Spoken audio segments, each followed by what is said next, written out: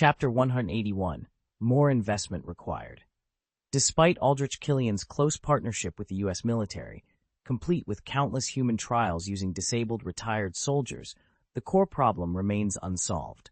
Intelligence from Galvatron confirms the ultimate creature still suffers from severe instability and dangerous overheating. In its current state, the military has no hope of deploying it against Ethan. That said, the ultimate creature's raw power is undeniably impressive.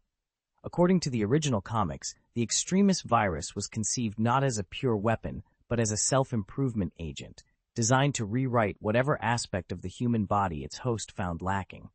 In theory, it could raise the IQ of someone who struggled intellectually, enhance the looks of the unattractive, or even restore damaged limbs. In the film adaptation, Extremis was the brainchild of Dr. Ray, Maya Hansen, and Aldrich Killian, building on Maya's breakthrough in plant-based regeneration. The virus works by repairing damaged cells and regenerating tissues at the molecular level. In effect, it can mend virtually any physical defect, turning human frailty into formidable strength. For now, however, Killian and the U.S. military will need to invest far more time and resources before the ultimate creature can match Ethan's capabilities. Ethan had learned that the Extremis virus didn't just enhance strength or speed, it literally let its host control their own body temperature, generating enough heat to melt steel. But that power was a double-edged sword. If the internal temperature rose beyond what the body could safely contain, the subject would destabilize, ignite from within, and burn to ashes. That lethal volatility is how the serum earned its name, Extremis. On a molecular level, Extremis rewrites the host's DNA, using the body's own bioelectric currents to awaken dormant brain centers that govern cellular repair and genetic coding. In effect, the virus acts like a hacker, overriding the body's basic operating system. If a recipient's physiology accepts the rewrite, the results are astonishing. They attain near instantaneous regenerative healing. Every wound, including old injuries, severed limbs, even deep psychological trauma, can be undone. As new tissue grows back, the injury site glows like smoldering embers. Within minutes, fresh flesh, blood, and bone solidify into their natural state, leaving no trace of damage behind. Ethan's transformation had gone farther than anyone anticipated. What began as a curiosity with extreme sports, pushing his body to the limit, soon revealed itself as a prelude to something far greater. The Extremis virus coursing through his veins didn't just boost his strength, agility, and resilience to superhuman levels, it rewrote his very metabolism. Under the virus's influence, Ethan's cells became miniature furnaces, capable of generating heat in the thousands of degrees Celsius. He learned, almost by instinct, to direct that heat outward. At will, areas of his body would glow with an inner fire so intense it seared the flesh, blood vessels, and nerves just beneath the surface, casting an otherworldly outline around his limbs. But the process was volatile. Every surge of heat was the result of a delicate chain of chemical reactions that pushed his genes toward an ultimate biological state. To remain stable, Ethan had to draw energy from the world around him, ambient heat, kinetic force, even electrical currents, and channel it through his own metabolism. In doing so, he tapped into a nearly limitless power reserve, maintaining an energy equilibrium that allowed his body to sustain itself. Yet balance was never guaranteed. Push too hard or lose control, and the outcome was catastrophic. Cells overloaded by the virus's furnace-like effects would combust, sending shards of burning tissue flying in miniature explosions. Ethan knew that mastering these forces meant walking a razor's edge. One misstep could turn his greatest asset into a blazing, uncontrollable inferno. Well-trained Extremis operatives earned to channel and focus intense heat through a single part of their bodies, most often an arm or a hand, and, in the very best of them, even project flames from their mouths.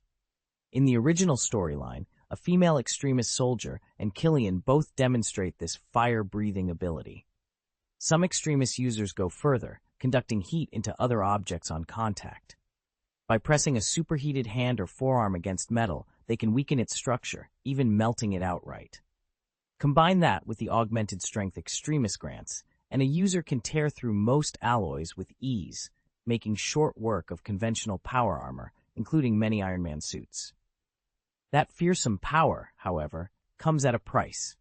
Extremist subjects emit such intense thermal signatures that they stand out like beacons on any heat-sensing device. Their extraordinary ability to burn through steel and ceramic is matched by their vulnerability to detection, making stealth operations all but impossible. Ethan stood before the holoscreen in the briefing room, eyes narrowed as he reviewed the data on the so-called ultimates.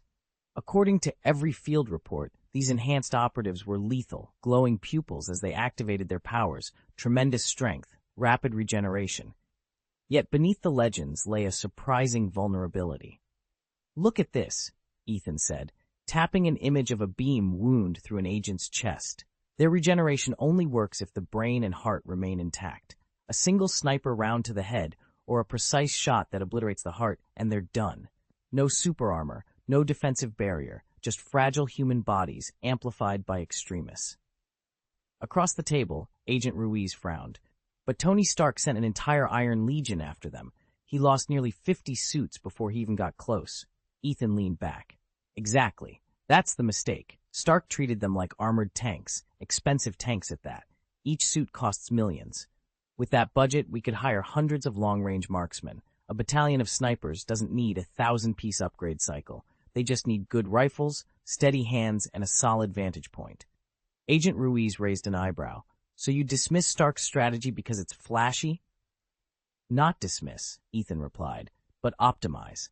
Extremis was engineered to make its subjects faster, stronger, more durable, but the lab never bothered reinforcing their vital organs. It's a colossal waste.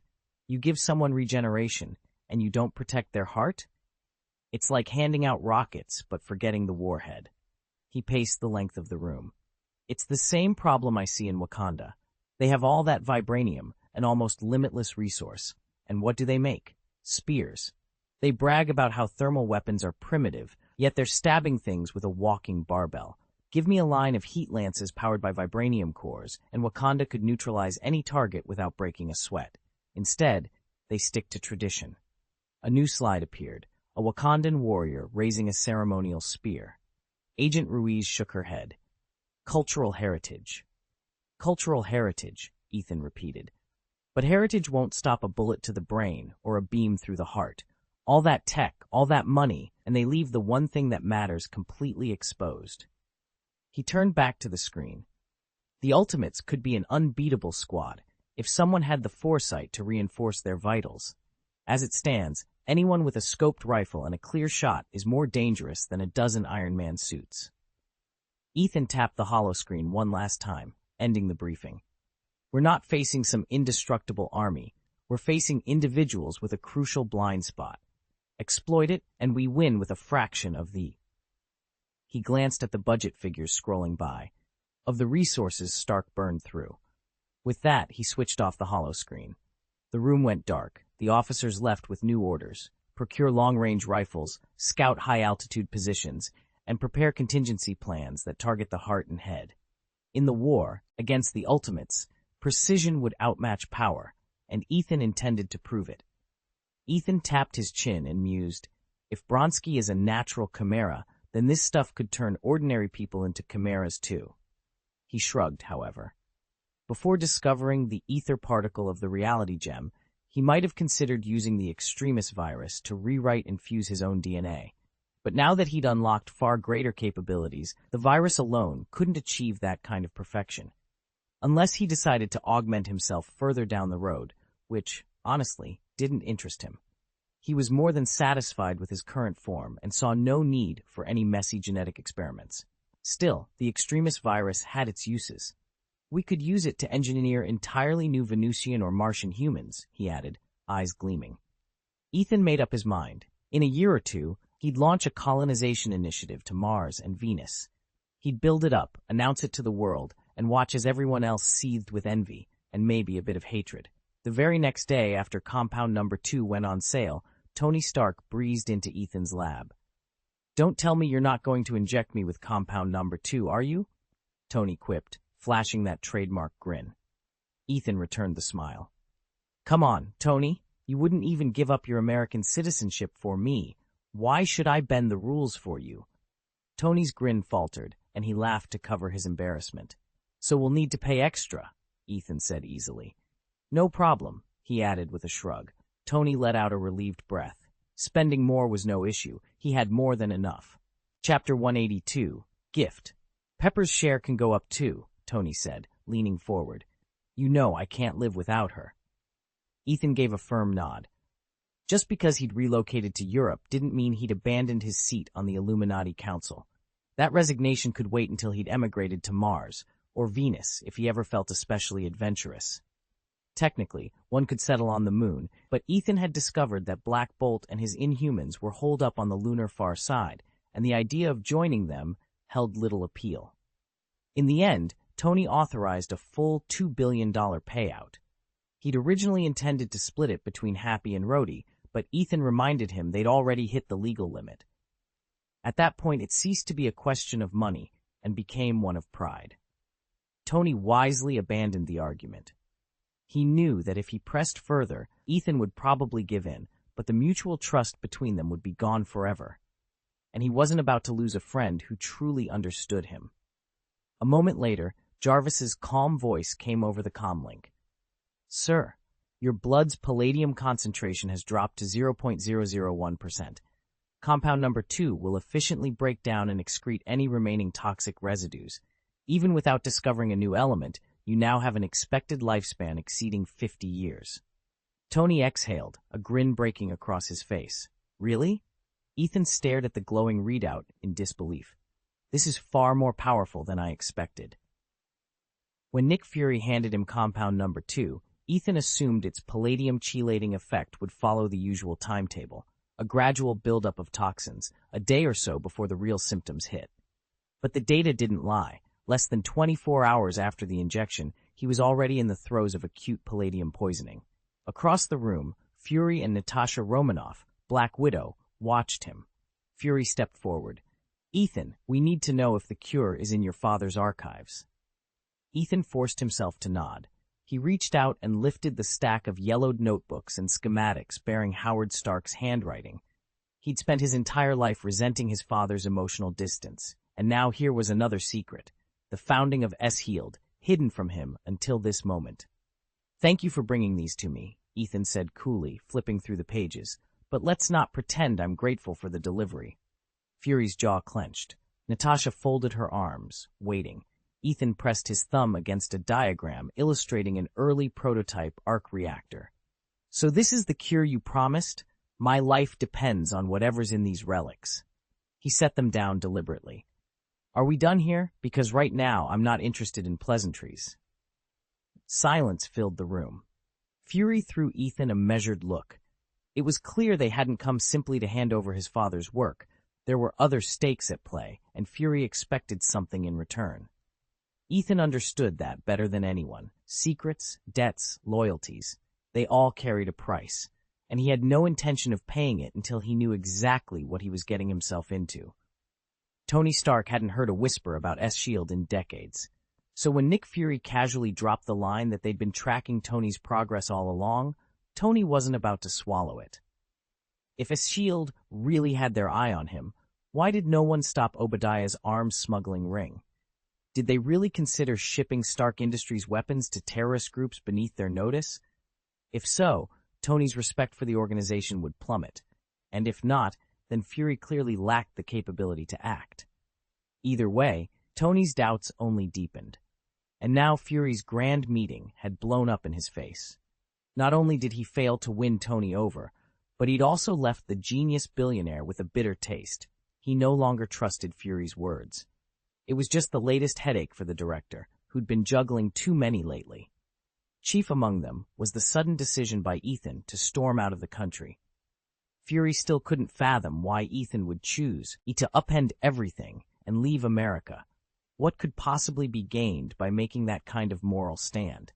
As Fury watched his carefully laid plans unravel, he realized it might take more than old alliances to straighten things out again. Nick Fury stared at the empty chair across from him and let out a slow breath. The original plan had seemed reasonable enough. Squeeze Hydra by driving down their resources and tightening the screws until they folded. But Fury was nothing if not a pragmatist. He judged success by results, not by how tidy the process looked on paper. When Ethan was abruptly reassigned by a coalition of desk jockeys more interested in political posturing than actual victory, Fury knew the consequences would be dire. Because Ethan wasn't just another agent, he was the strongest man on the planet, stronger even than the Hulk. As long as Ethan stood on the field, Hydra's enhanced operatives and their bizarre lizard person experiments in America had no hope of breaking through. Without him, Fury feared, Tony Stark and Bruce Banner, formidable as they were, would be hard-pressed to contain a full-scale Hydra offensive. Fury closed his eyes and replayed the briefing in his mind. Hydra's network had metastasized in the dark corners of the globe.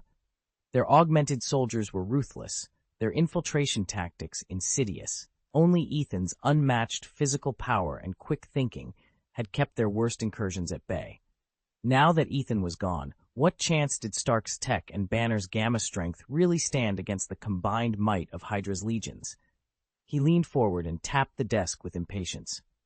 World peace had held, thanks in no small part to superhumans like Ethan, since the last Great War. Skirmishes between minor nations were one thing. Open conflict among the major powers invited horrors no one wanted to face again. The memory of those casualties was all the deterrent anyone needed, except, it seemed, for a reckless younger generation that romanticized war until the moment the first bombs fell. Fury doubted they'd muster the courage to stay and fight, much less win. He rubbed his temples. The calculus was simple. No Ethan, no guarantee that Hydra could be stopped. And if Hydra wasn't stopped, the fragile balance of peace would shatter, maybe irrevocably. Fury opened his eyes, resolved. He would find a way to bring Ethan back into the fight. Because in a world teetering on the brink, half-measures and politics wouldn't save anyone. Only results would do. And Ethan was the result Fury needed most. In an age that prides itself on global harmony, a new and insidious threat has emerged: terrorism. Though it lacks the clear front lines and massive armies of a world war, terrorism breeds its own horrors: hit-and-run massacres, ruthless attacks, and a willful disdain for every rule that holds society together. No nation dreads it more than Hydra, the sprawling network of extremists that operates without allegiance to any state. Recently resurrected and more formidable than ever, Hydra became Director Nick Fury's prime target. Fury threw S.H.I.E.L.'s full arsenal at them, determined to snuff out every hidden cell. But when Washington abruptly withdrew its support, effectively pulling the plug on Fury's operation, the director was incandescent with rage. Stripped of official backing, he watched helplessly as Hydra's tendrils spread. In the aftermath, Hydra's operatives threw themselves a carnival of celebration. With S.H.I.E.L.D. sidelined and Fury unable to act, they strutted through the shadows, secure in their impunity. Surprisingly, the only person they truly feared was Ethan. Formerly known as Luther, the lone agent whose skill and resolve had kept them at bay. But Ethan had severed all ties with the U.S. government and vanished. Now, with neither Nick Fury nor Ethan standing in their path, every Hydra cell, from Black Caesar's ruthless faction to Alexander Pierce's covert network, rejoiced at their unchecked resurgence. Ethan's reputation as the strongest man on the surface came with a burden all its own. He had voluntarily left the United States, claiming he saw no need to meet with King Black Caesar, and, to his surprise, President America accepted his reasoning without question. With no one left worrying about the havoc he might unleash on U.S. soil, Ethan found himself free to push his experiments farther than ever. It wasn't long before whispers of a new product began circulating on the black market: Hydra's werewolf serum. Far from a crude cross-species gene cocktail, this serum was built on the same advanced techniques Ethan had previously used to engineer bat viruses. His ambition was simple, but audacious: to recreate the terror and the power of the legendary werewolf. In letters sent back to Hydra operatives, Ethan described the serum's effects in chilling detail: enhanced strength, heightened senses, regenerative abilities, all unlocked at the cost of one's humanity. As sample after sample found its way into underground labs and criminal syndicates, the world braced itself for the nightmarish possibilities of a new apex predator. And Ethan watched, already planning his next move. Chapter 183, The Age of Chaos begins. The black market was brimming with mutagenic serums, but two in particular dominated every illicit trade: the coveted lizard serum and its more affordable rival, the werewolf serum. Lizard serum remained prohibitively expensive, practically out of reach for anyone but the ultra-wealthy, so enterprising dealers pushed the werewolf variant instead. At just $1 million per vial, it was a steal for thrill-seekers and underworld operators, even if the price tags still dwarf an average person's life savings. Inject a single dose, and an ordinary human body underwent a savage metamorphosis. Werewolf serum recipients sacrificed some of the raw strength enjoyed by lizard people, but in return gained superlative speed and reflexes. They could read the flicker of a gun muzzle, twist out of a bullet's path, and emerge unscathed. Their regenerative powers were equally staggering. As long as their skull remained intact, they could regrow limbs, even if their entire body was torn apart. Only a fractured cranium spelled true death. Everything else repaired itself in minutes. Of course, a shattered brain meant rebooting the mind, memories wiped clean, personality erased, the subject replanted as a blank slate. Unsurprisingly, the sudden flood of these werewolf serums unleashed turmoil across America. Organized gangs, ambitious privateers, and desperate dreamers all clamored for a shortcut to power. Street fights erupted over every vial. Local police forces, already stretched thin, found themselves outmaneuvered at every turn. And for every new wolf stirring up chaos, another group formed to hunt them down. In the ashes of order, a new era was dawning, one where the only law was the bite of the beast within. America has become the undisputed world capital of bank robbery, some 20,400 heists a year, 44 a week, 9 a day. On average, a bank is hit every 48 minutes.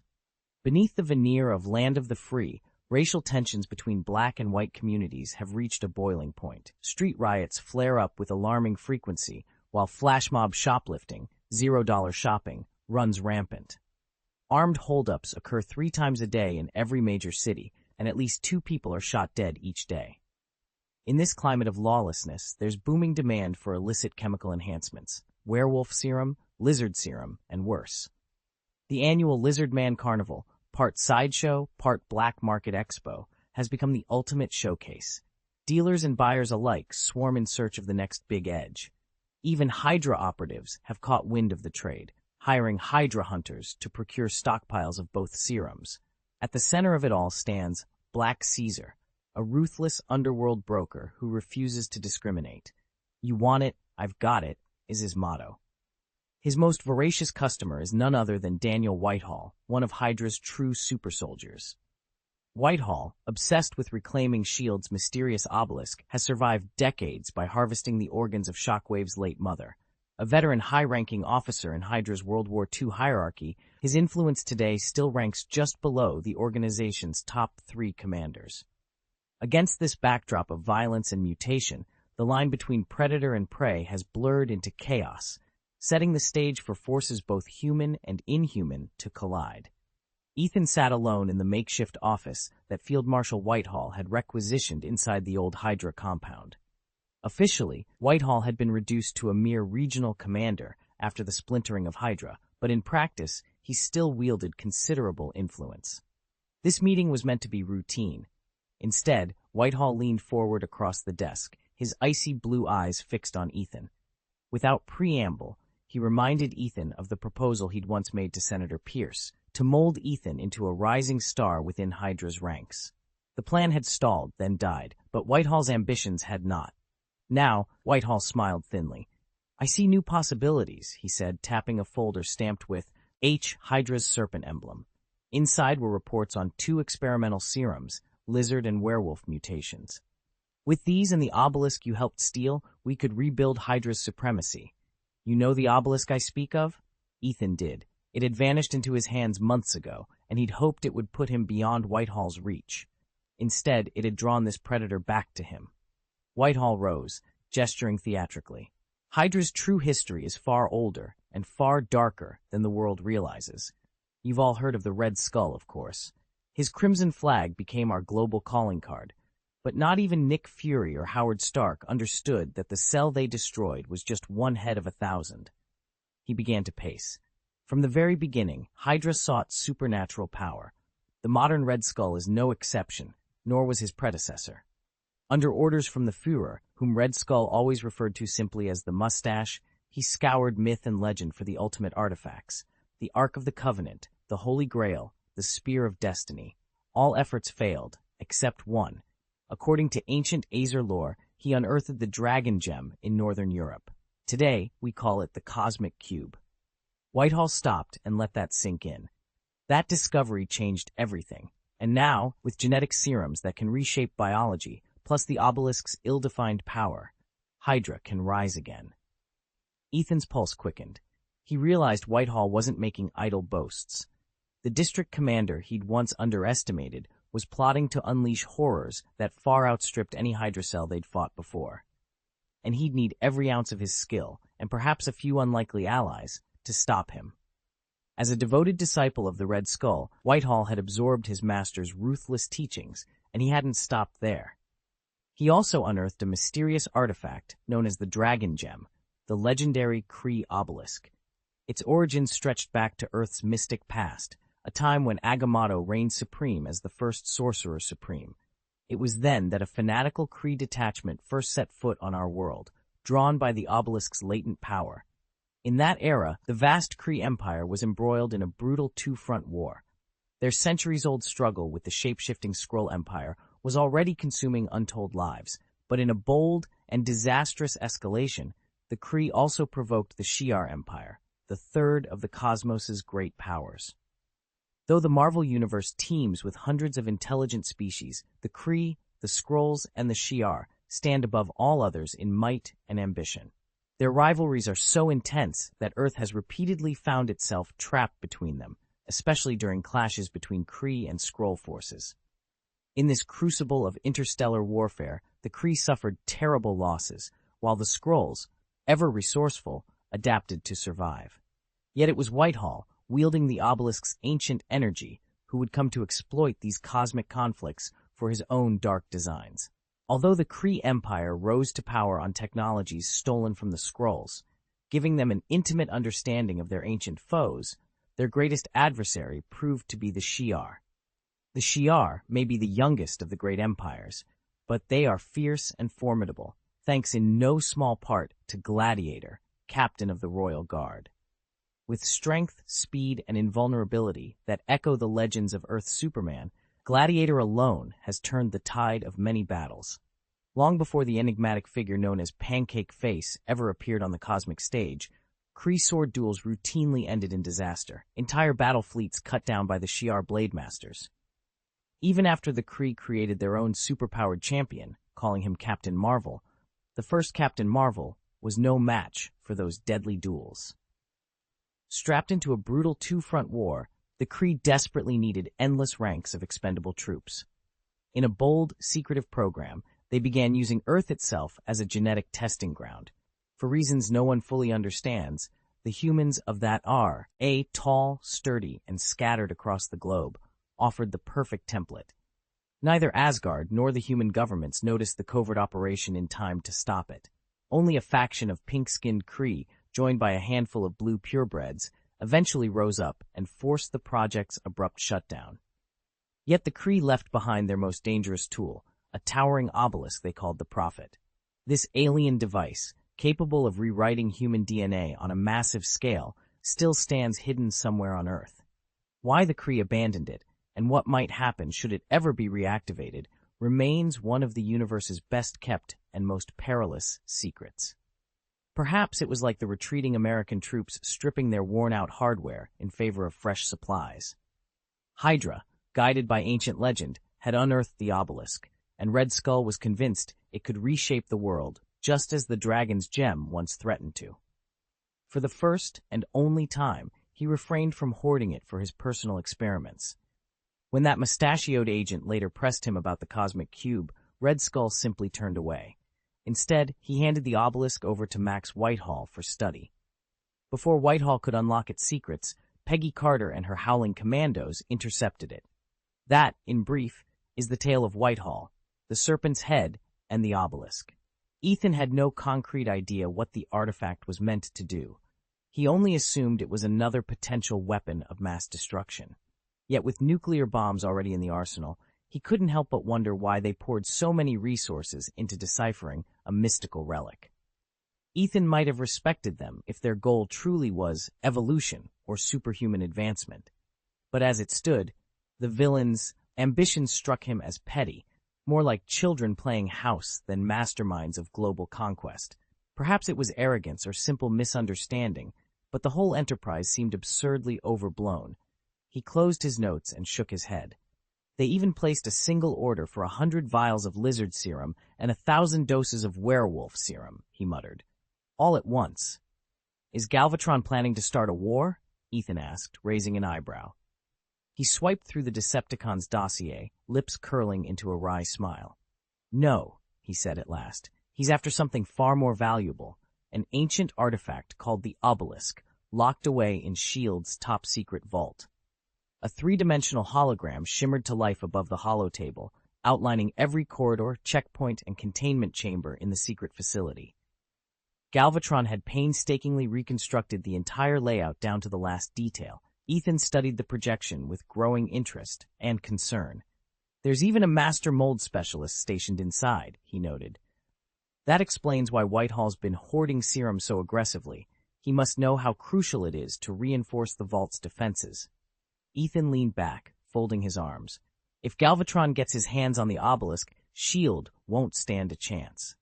Chapter 184. A Crazy Night. Ethan stood in the half-light of the warehouse's loading dock, arms folded, listening as others chattered about the so-called mystical stone slopes concealed here. He'd heard rumors, 3 ancient slabs said to possess strange magical properties, but he'd never seen them himself, and he had no intention of losing his head chasing myths. He shook his head. Count me out, he told the nearest operative. Let America burn. I've no interest in spelunking for fairy stones. While Ethan kept his distance, the various Hydra cells across the country were busier than ever. Every branch, from Whitehall to the smallest outpost in Idaho, had placed fresh orders for lizard serum and werewolf serum. They pined for the power those super soldier serums promised, and even if they couldn't replicate the exact formula, they hoped to reverse engineer a breakthrough of their own. Then there was Pierce. He tried to use this flurry of orders to make contact with the elusive Black Caesar, thought to be Hydra's most shadowy power broker on U.S. soil. But all Pierce got in return were blank stares. The mid-level fixers who took the cash and booked the deliveries knew nothing about who actually received the vials. When push came to shove, they'd shrug and hand over the money, terrified of crossing Hydra's real operators. Pierce was stuck. No direct line to Caesar, no leverage, nowhere to turn. As for Ethan, he had no interest in wasting time on half-wits. If he wanted answers, he'd go straight to the top, Vincent Kingpin Malone's people. Unlike Hydra's jittery foot soldiers, the Kingpin's network had eyes and ears everywhere in the city. They knew how to make things happen, and more importantly, how to keep their mouths shut. Ethan dropped his gaze to the black case at his feet. Inside were the tools he needed, burner phones, forged credentials, and a single business card bearing Malone's inside contact. He tugged a thin wool cap over his dark hair and slipped out from the dock's shadows. Tonight, chaos reigned across America. For Ethan, this was the perfect night to watch the world burn and to set a few fires of his own. He crushed the card into his palm, squared his shoulders, and headed for the exit, determined to find the Kingpin's man before morning broke. The city's underworld stirred in the darkness. Whatever came next, Ethan was ready. Ethan leaned back in his chair, counting the small stack of bills before him. As Hydra's chosen distributor, he earned $1 on the sale of every vial of lizard serum and werewolf serum. It wasn't a fortune, but it was more than enough, especially for something he was already handling. When Hydra first offered the deal, Ethan had tried to refuse the payment out of gratitude. They'd rescued his organization when he was on the brink of collapse. But the representatives were firm. You take that $1. If you refuse, you're insulting us. Lose face with Hydra, and we'll just find another underworld emperor in New York. Ethan bristled at the warning. He was the city's undisputed crime lord. He wouldn't be strong-armed. Still, the profit was too good to pass up, so he swallowed his pride and accepted. Still simmering with resentment, Ethan went out that very night and slaughtered 10 of the toughest boxers from a local gym, men he had once sparred with regularly. It was his twisted ritual. By pitting himself against fresh opponents each day, he kept his body honed to the razor's edge. Inevitably, a few didn't survive the sparring sessions, but the promise of his payment drew more challengers every morning. This time felt different, though. Hydra hadn't just offered him charity, they'd trampled on his dignity. Giving away untested serums to vagrants for $1 apiece was one thing. Insulting the undisputed kingpin of New York was quite another. Ethan vowed silently that the day would come when Hydra would pay dearly for this humiliation. But for now, he'd bide his time, swallow his pride, and keep his lethal edge razor-sharp, waiting for the perfect moment to strike back. Ethan couldn't bring himself to defy the hand, let alone a monstrous regime like Hydra, and yet here they were, flaunting their power for all to see. So far, 1,234 doses of the lizard serum have flooded the black market, the vast majority purchased on credit. Even more alarming are the 3,333 vials of werewolf serum now in circulation. America has become a circus of supernatural crime, with demons and monsters running rampant on its streets. Every day, armed citizens once relied on ordinary firearms to protect themselves. Now they're outmatched by scale-skinned brutes and wolf-fanged burglars. Robberies have exploded coast to coast, New York, Los Angeles, Washington, D.C., none of them as routine as the small-scale $0 shopping sprees of the past. This is full-blown mayhem, and local police, the Joint Task Force, even Tony Stark himself, are stretched to the breaking point. Fires flare up faster than they can be stamped out. Yet despite these nationwide outbreaks of violence, nothing has captured the world's attention like the shadowy plans of Whitehall. Ethan already knows what Hydra taught him about wielding superhuman abilities in battle, but Whitehall is preparing to show everyone a whole new level of terror. Ethan followed Whitehall's lead and had his armor forged from the toughest alloy they could source. The resulting vest was thicker and more bullet-resistant than anything the Lizard Raiders wore. Werewolves normally avoid heavy armor. Agility is their greatest asset, but thanks to Ethan's superhuman physique, he could move at full speed even under that extra weight, dramatically increasing both his protection and his combat endurance. Whitehall didn't stop there. He armed every lizard warrior with not one, but 2 NSV heavy machine guns, Russian weapons even more formidable than America's M2 Browning. The NSV fires the Warsaw Pact's standard 12.7 x 108mm round, compared to the M2's 12.7 99mm 5 BMG cartridge. Even the famed Barrett sniper rifle, nicknamed the Dream of 300 Million Mice, which uses 50 rounds, can't match the NSV's punch. The Soviet 12.7 x 108mm shell delivers roughly 20% more muzzle energy than the American 50 BMG, a staggering increase in raw firepower. Ethan pressed his back against the shattered concrete wall, the smell of cordite heavy in the air. Through the crack in the rubble, he watched platoon leader Vance sweep his binoculars across the ruined skyline. Over the radio, Vance's calm voice laid out their newest asset, the NSV heavy machine gun. The NSV can engage infantry concentrations and fortified positions out to 2 kilometers, Vance reported. It'll also chew through light armored vehicles and any exposed auxiliary gear on main battle tanks.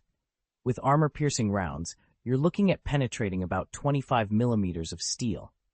As a short-range air defense piece, it'll take down low-flying targets within 1,500 meters.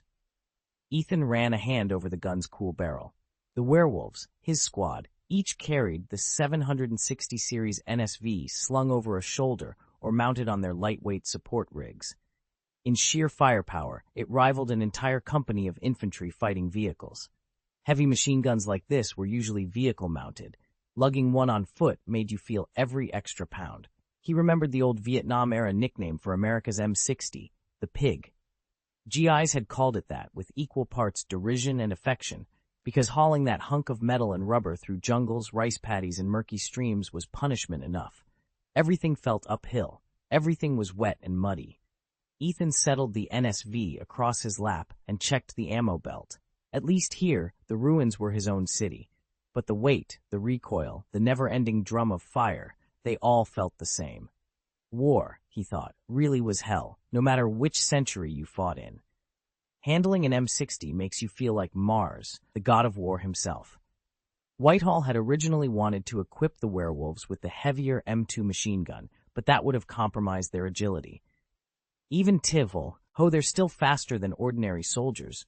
A werewolf hauling the M2's massive recoil and bulky ammo belts couldn't sprint, duck, and weave under fire the way you can with an M60. The lighter machine gun delivers enough firepower without pinning them down. Whitehall couldn't wait to put his plan into motion. 100 lizardfolk troopers and 1,000 werewolf warriors piled into 5 military transports, heading for the target zone. Each truck was crammed with supplies: belts of ammunition, crates of high-explosive grenades, RPGs for tanks and helicopters, javelin launchers, several mortars, and a handful of 50-kilogram demolition bombs. The lizardfolk, blessed with inhuman strength, could heft those massive charges and lob them straight into enemy fortifications. In their human guises, the troops looked deceptively ordinary, just 5 armored trucks rumbling down the road, every one of them bristling with firepower and ready to unleash destruction. Furthermore, these military trucks have been secretly refitted on the inside, and each one now wears 75 millimeters of homogeneous armor. That level of protection can even stop a direct hit from a tank's main gun. After all, these vehicles are intended to serve as mobile bunkers and fortifications. The reinforced hull prevents enemy rounds from piercing the body and detonating the ammunition stored within. Chapter 185, Crazy Night, Part 2. Chaos had taken hold across America. Hydra's agents, bolstered by lizardmen and werewolves, had infiltrated every level of government and military, spreading panic from coast to coast. With the nation preoccupied by sudden outbreaks of supernatural violence and civil unrest, no one questioned the convoy of 5 black military transport trucks winding its way toward the Midwest base. Inside the lead vehicle sat Ethan, the operations field commander. He checked his watch to 2:17. Under the cover of night and widespread turmoil, even the most secure outposts had grown complacent. When they rolled up to the base's perimeter fence, the lone guard on duty barely had time to shout a warning. Ethan gave a curt nod. The second truck accelerated, smashing through the razor wire barricade and slamming into the gate's heavy steel frame. The impact sent the guard sprawling to the gravel. He tried to crawl backward, but the truck's massive tire crushed his outstretched arm. A muffled scream cut off abruptly. The barbed wire gate tore open like paper. Behind the convoy, the other drivers fanned out, their engines growling. "Move, move," Ethan barked, jumping down and checking his night vision goggles. His team emerged in black tactical gear, suppressed weapons at the ready. They raced past the wrecked gate, scanning for patrols. Just as they passed the shattered entrance, searchlights erupted overhead, 2 powerful beams sweeping the yard. Lamps mounted on guard towers snapped on, bathing the entire compound in harsh white light. Suddenly, what had looked like an easy drive turned into a gauntlet. "Contact front," one of Ethan's lieutenants shouted. Figures in uniform scrambled into view, weapons raised. Ethan crouched behind the overturned sentry post, heart pounding. He took a quick inventory: 5 trucks, 20 men, all armed with armor-piercing rounds and combat knives. This was supposed to be a simple breach, and so far, only 1 sentry stood between them and total chaos. "Hold until they close," Ethan ordered. "Then we strike hard and fast." He glanced at the living flashbang in his hand. The night exploded in light and noise as the device detonated against the guard tower's metal siding. Shouts of confusion rose up, and his team sprang into motion, closing the distance to the barracks beyond. In that blinding glare, Ethan felt the adrenaline surge. Hydra's plan was unfolding perfectly, until now. If they failed here, everything would unravel. But failure wasn't an option. Not tonight. Not ever. And so, beneath the crude grid of searchlights, the firefight began. Ethan stared at the live feed, his jaw tightening. 6-man checkpoints lined the road to the supposed mysterious warehouse, each defended by a full guard company. To reach it, you'd have to fight your way through every single one. The guards, however, looked anything but battle-ready. Some of these soldiers had been posted here for nearly 20 years without seeing so much as a skirmish. Complacency had set in long ago. When 5 armored military trucks rolled into the beam of the searchlights, the sentries barely stirred. Ethan shook his head in frustration. They were hopelessly unprepared. Then, in an instant, Hydra struck. Well-placed machine gun nests opened up. The first platoon, caught totally off guard, was cut down in seconds. The roar of NSV and M60 fire echoed down the line, alerting the rear checkpoints at last. But by the time the alarm bells rang out, it was already too late to form a coherent defense. Through the chaos poured the werewolf soldiers, twisted by Hydra's experimental serum into standing 2 meters tall, their bodies covered in coarse gray hair. Each bore a massive ammo drum slung across broad shoulders, from which a chain of armor-piercing rounds fed into the M60, mounted in their hands. In the glare of tracer fire, they moved with terrifying precision, sweeping the remaining guards aside like rag dolls. Ethan cut the feed and met his team's eyes through the darkness. "They're not just mercs," he said quietly. "Hydra's using abominations, and they're unstoppable unless we stop them here." Ethan crouched behind the low wall just outside the second checkpoint, watching through night vision goggles as the troop of werewolf soldiers lunged forward.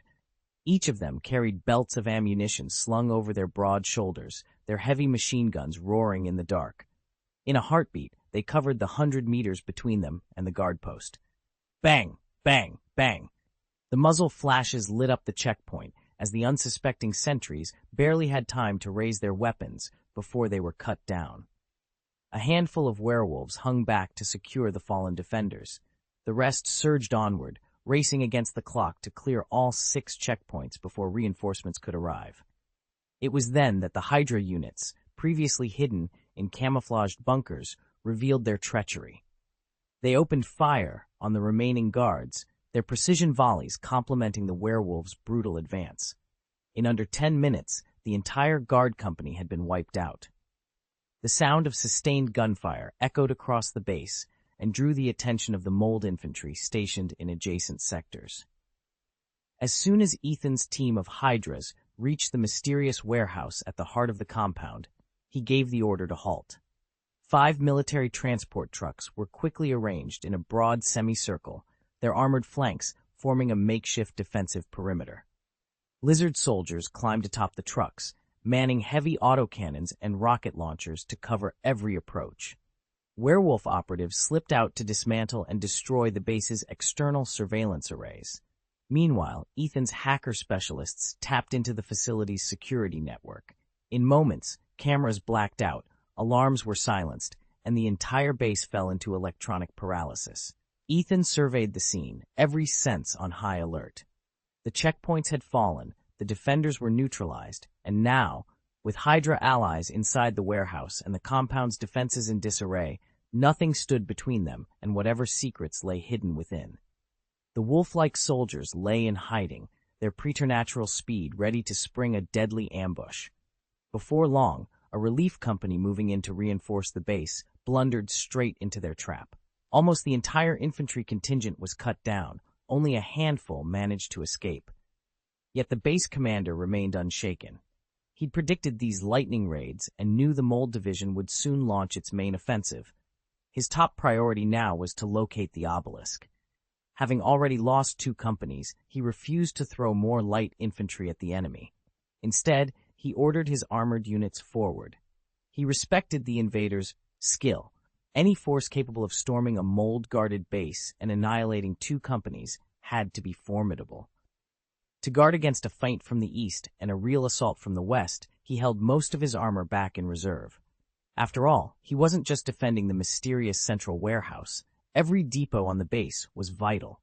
Those tanks and APCs existed to protect them all. No matter how many enemies pressed in, they would not break through. This was American soil, not some distant war zone. Ethan, commander of the Fungus Division, stared at the incoming feed in stunned silence. The enemy, despite fielding no armored vehicles of their own, had thrown everything they had at the warehouse: 1 main battle tank, 2 infantry fighting vehicles, a company of infantry, and several Humvees bristling with M250 caliber machine guns.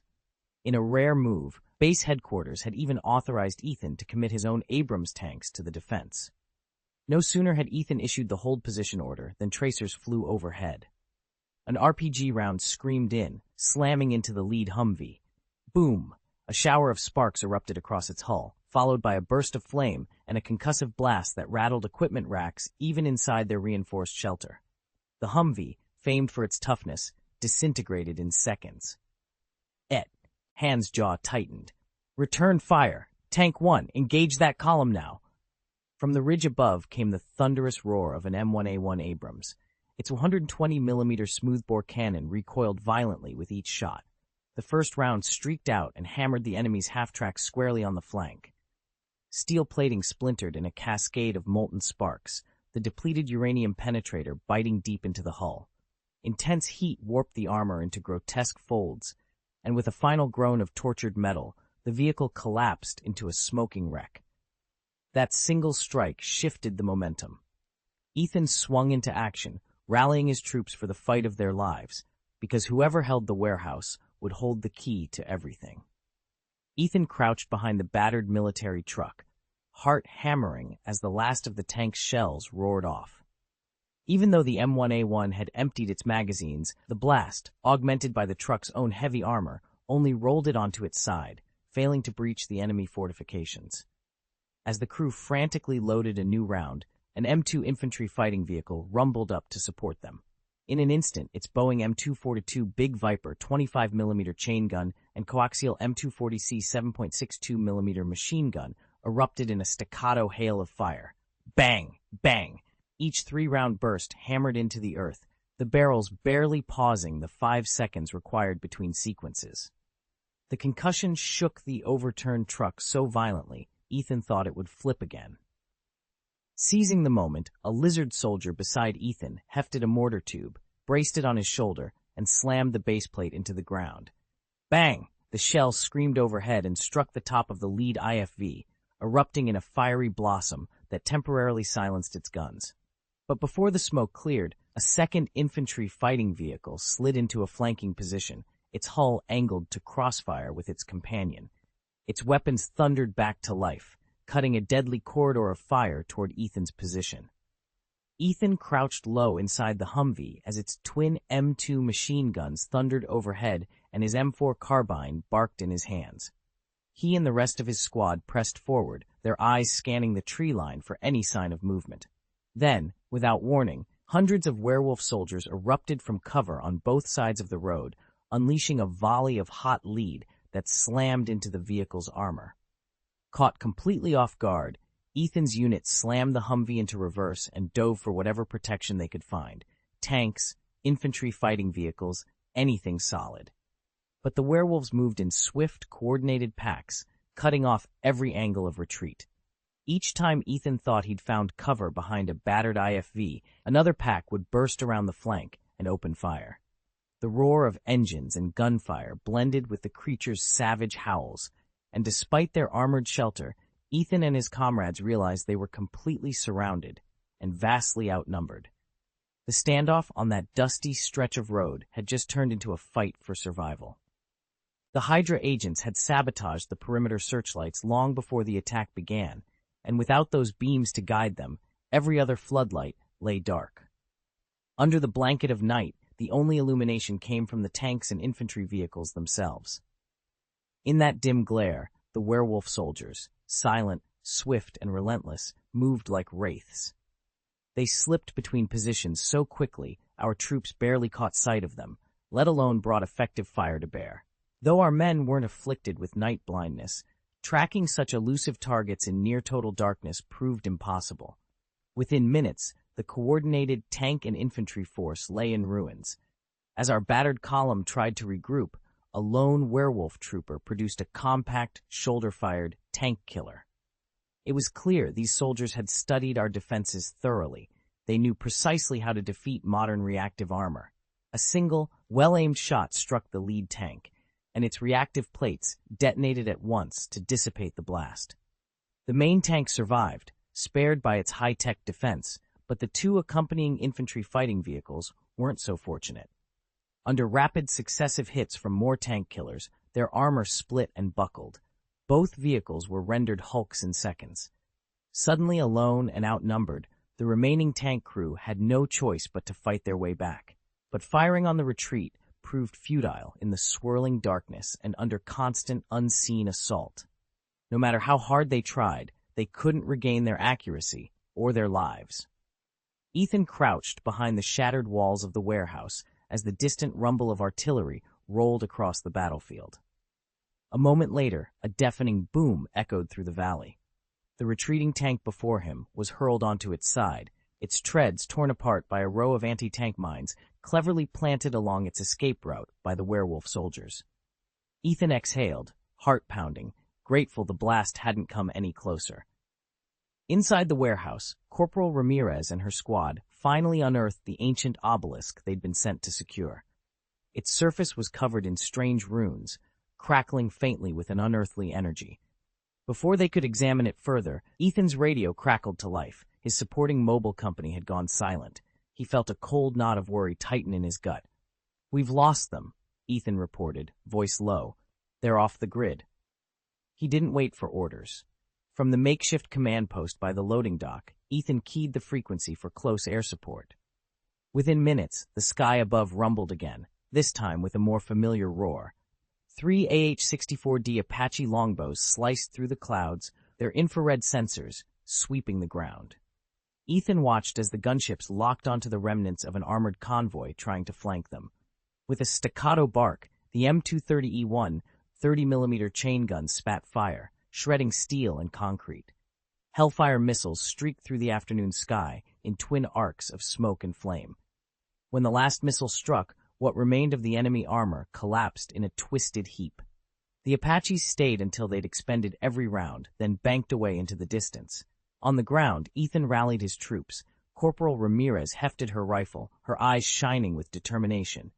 Beside her, Private Saunders checked his gear, ready to move. "Obelisk secured," Ethan called. "Let's get back to base before they scramble any more surprises." As the squad advanced through the smoking wreckage, Ethan allowed himself a brief smile. They'd come for an ancient relic, and with teamwork, quick thinking, and a little help from above, they'd claimed it. Now all that remained was to hold their ground until reinforcements arrived. Neither the werewolf battalions nor the reptilian shock troops could stop them, even with anti-tank mines buried across the perimeter. Though Hydra's assault ultimately failed, the tremor it sent through the United States was on a scale not felt since September 11th. The so-called Lizard Man robbery pales in comparison. 9/11 was a blatant slap in America's face, a terrifying display of organizational madness. This attack was worse. It struck a U.S. military base on home soil, one that secretly housed S.H.I.E.L.D.'s hidden warehouse.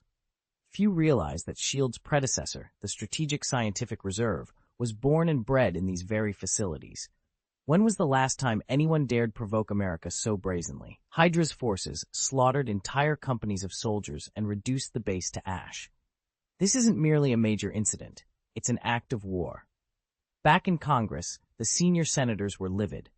"What on earth is happening to this country?" one barked during the emergency briefing. "Has America lost the power to defend its own shores?" Whispers circulated about whether the church still held any real authority, and whether outsiders now had the audacity to plant their flag on U.S. soil. In every corner of Washington, the same question echoed: is America still America? Ethan sat rigidly at the head of the briefing table, reviewing the casualty reports flashing across the holo display. Multiple field installations had been overrun, dozens of agents killed or missing. "How did we lose so many?" he demanded, voice taut with frustration. "To what extent did Hydra hit us last night?" His subordinate cleared his throat and met Ethan's gaze. "Sir, the attackers were genetically engineered lizard men and werewolves, Hydra's handiwork. They struck out of nowhere, but we've since confirmed their objective, our top-secret S.H.I.E.L.D. warehouse." Ethan's jaw tightened. These monstrous super soldiers had overwhelmed their ordinary counterparts. How could they stand a chance? They'd once partnered with Emperor Industries to develop super soldier serum and compound number 1 for their own enhanced troops, but the moment Emperor Industries collapsed and vanished, that program went with it. Now, with resources dwindling, Captain America had no choice but to hand Aldrich Killian the last vials of serum and compound number 1, hoping he could still glean something useful from them. "Damn Hydra," Ethan muttered under his breath. Everyone in Congress already knew where lizard men and werewolves came from. Hydra, of course. Who else could marshal such abominations? He closed his eyes for a moment, steeling himself for the fallout that was sure to follow. The base commander would be held accountable, but Ethan knew the real reckoning was only just beginning. Even if S.H.I.E.L.D. managed to procure more weapons, they were earmarked for bodyguards and trusted agents. And even then, the quantities were small. The real question on everyone's lips was blunt. What's happening with S.H.I.E.L.D.? Why is Hydra suddenly so active again? Senior officials didn't hesitate to blame S.H.I.E.L.D. outright. This was their chance to strike back at an agency they'd long resented for its vast, overlapping powers. At first, Hydra's resurgence had seemed a convenient diversion, a way to deflect criticism and ease internal tensions within S.H.I.E.L.D. Back then, however, the conspiracy was still shrouded in secrecy. No major catastrophe had yet occurred. Now, Hydra had returned in full force, unleashing one horrifying attack after another. This time, it wasn't a skirmish, it was an all-out war. Under relentless condemnation from both the American public and the United Nations Security Council, Nick Fury stood accused of gross negligence.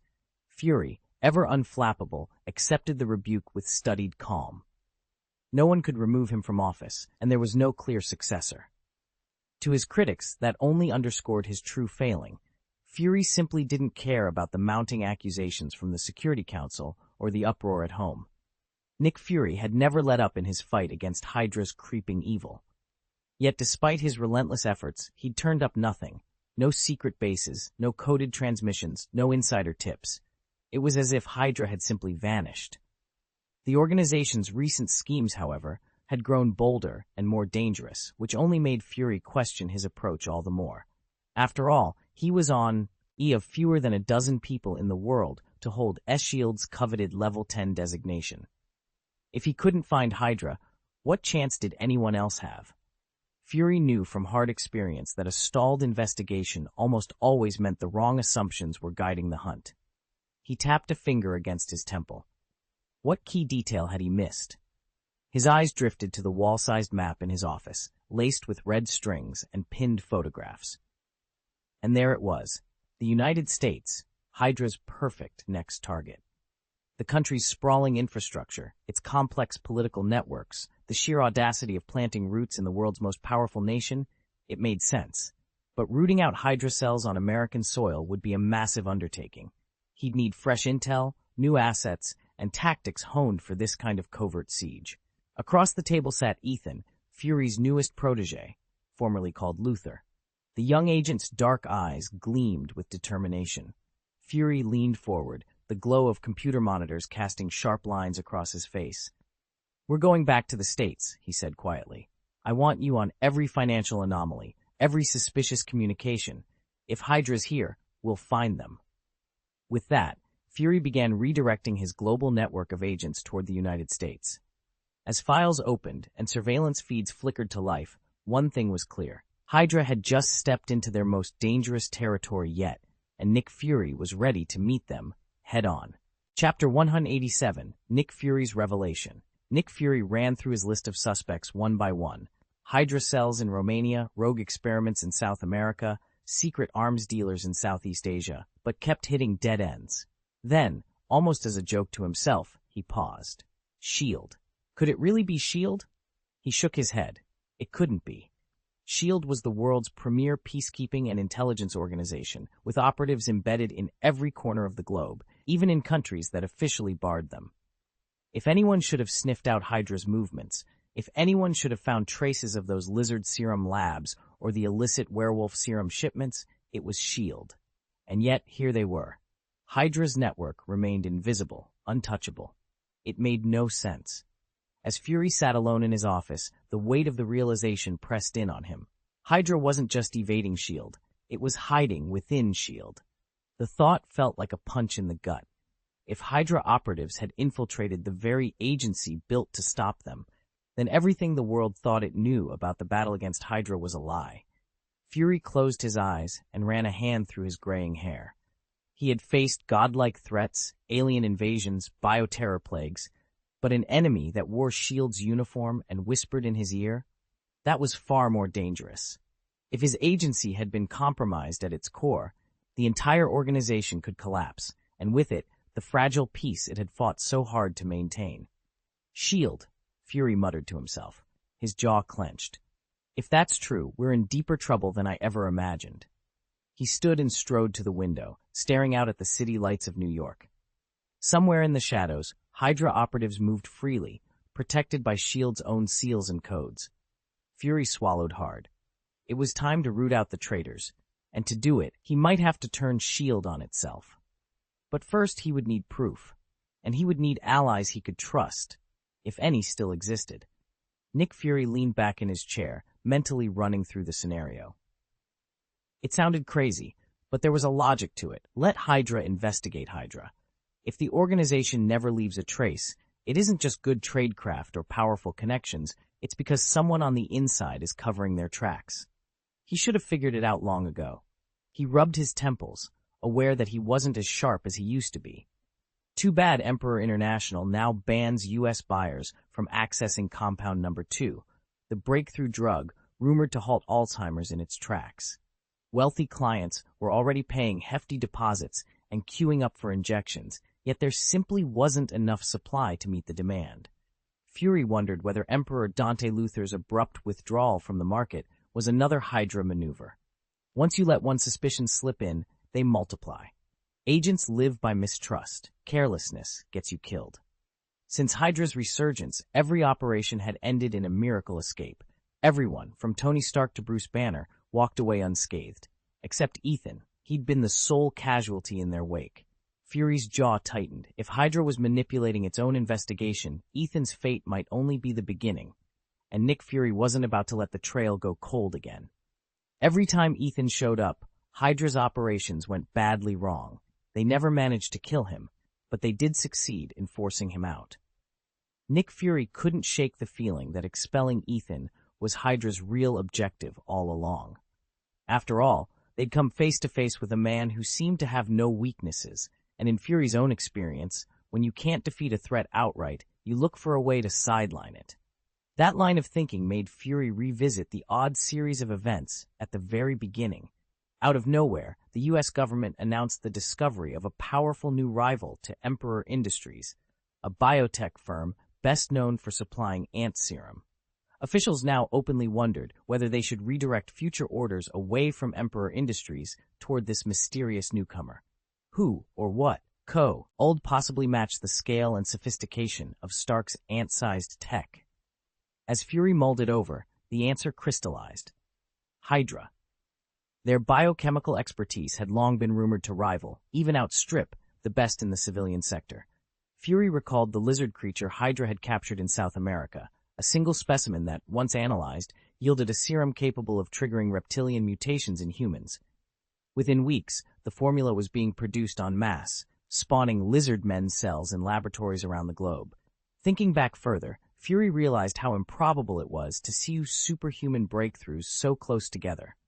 Since World War II, since the Red Skull fell and Captain America disappeared, Earth had only ever produced one uncontrollable powerhouse, the Hulk. Yet now, in less than a year, another genetic marvel had emerged, Ethan. That kind of coincidence didn't happen by accident. It was Hydra's doing, and they had every intention of using their discoveries as leverage, so long as Ethan remained inconvenient enough to exile, but not permanent enough to kill. Chapter 7. Monsters Made Real. Ethan Cole watched the flickering images on the secure S.H.I.E.L.D. monitor with growing dread. Once whispered only in late-night urban legends, the Lizard Man, America's own cryptid horror, had been brought to life in a Hydra laboratory. Even the werewolf, long relegated to folklore, had been reborn under Hydra's biotechnical mastery, stronger, faster, and free of the uncontrollable lunar curse. No full moon triggered a berserk transformation, and silver bullets couldn't slow them down. With these beasts at their command, Hydra's new super soldier formula could easily fool the U.S. military into believing it was an independent breakthrough. All they needed was a friendly face on the inside, and they already had one. Suddenly, Imperial Industries and every other weapons contractor looked like small fry. Nick Fury sat behind his desk, elbows on the polished surface, fingers steepled beneath his chin. Every new report on Hydra's abominations tightened his chest. The organization's reach had always been alarming, but this This was on a whole other level. And the worst part, Fury said, swiveling his chair to face Ethan, is that it's all part of your plan. Ethan met his gaze evenly. I provided the deepfakes, he confirmed. Videos of Alexander Pierce personally pledging Hail Hydra to the vice president, another showing him swearing allegiance in a closed-door meeting with members of Congress. The forgeries are flawless, beating even S.Shield's most advanced verification protocols. Fury ran a hand over his weary eyes. I watched them, and I believed them. If Hydra can fabricate proof like that, we can't trust a single piece of footage or audio. Every leader, every order, tainted. They've weaponized doubt itself. Ethan's expression remained unreadable. That's precisely the point. Hydra's not just building monsters. They're undermining the very foundations of our institutions, one manufactured scandal at a time. The two of them sat in grim silence, the weight of Hydra's latest triumph pressing in on them from all sides. In the age of deepfakes and bioweapons, truth had become the rarest commodity and the most dangerous. Outside the fortified command center, the world carried on, unaware that Hydra's next wave of terror was already in motion. Nick Fury could always convene his own version of a security council. Acting on that suspicion, he quietly launched an internal inquiry within S.Shield. At this point, the only agents he fully trusted were Phil Coulson, Natasha Romanoff, and Clint Barton. He even gave Alexander Pierce the benefit of the doubt. After all, Pierce was Fury's direct superior, and Fury couldn't imagine him secretly serving Hydra. Still, Fury deliberately kept Pierce in the dark about the investigation. He wanted hard evidence before raising alarms. A false accusation would only undermine Pierce's authority and fracture the agency he was trying to protect. Meanwhile, after enjoying the show below, Ethan lifted his gaze to the heavens. With his Kryptonian supervision, he could take in the entire solar system at once, a scope no human could hope to match. His enhanced sight operated on wavelengths far beyond mortal perception, and his super hearing let him detect sounds even in the vacuum of space. From this vantage, he could eavesdrop on alien conversations aboard distant starships drifting through the void. Ethan lay back in his private observatory, casually monitoring the live feed of the entire solar system, a view he rarely even glanced at. His superpowered mind could parse the cosmic data in an instant, and checking it never demanded more than a fraction of his brain's capacity. But today, something unusual rippled through space, tugging at his attention. He sat up.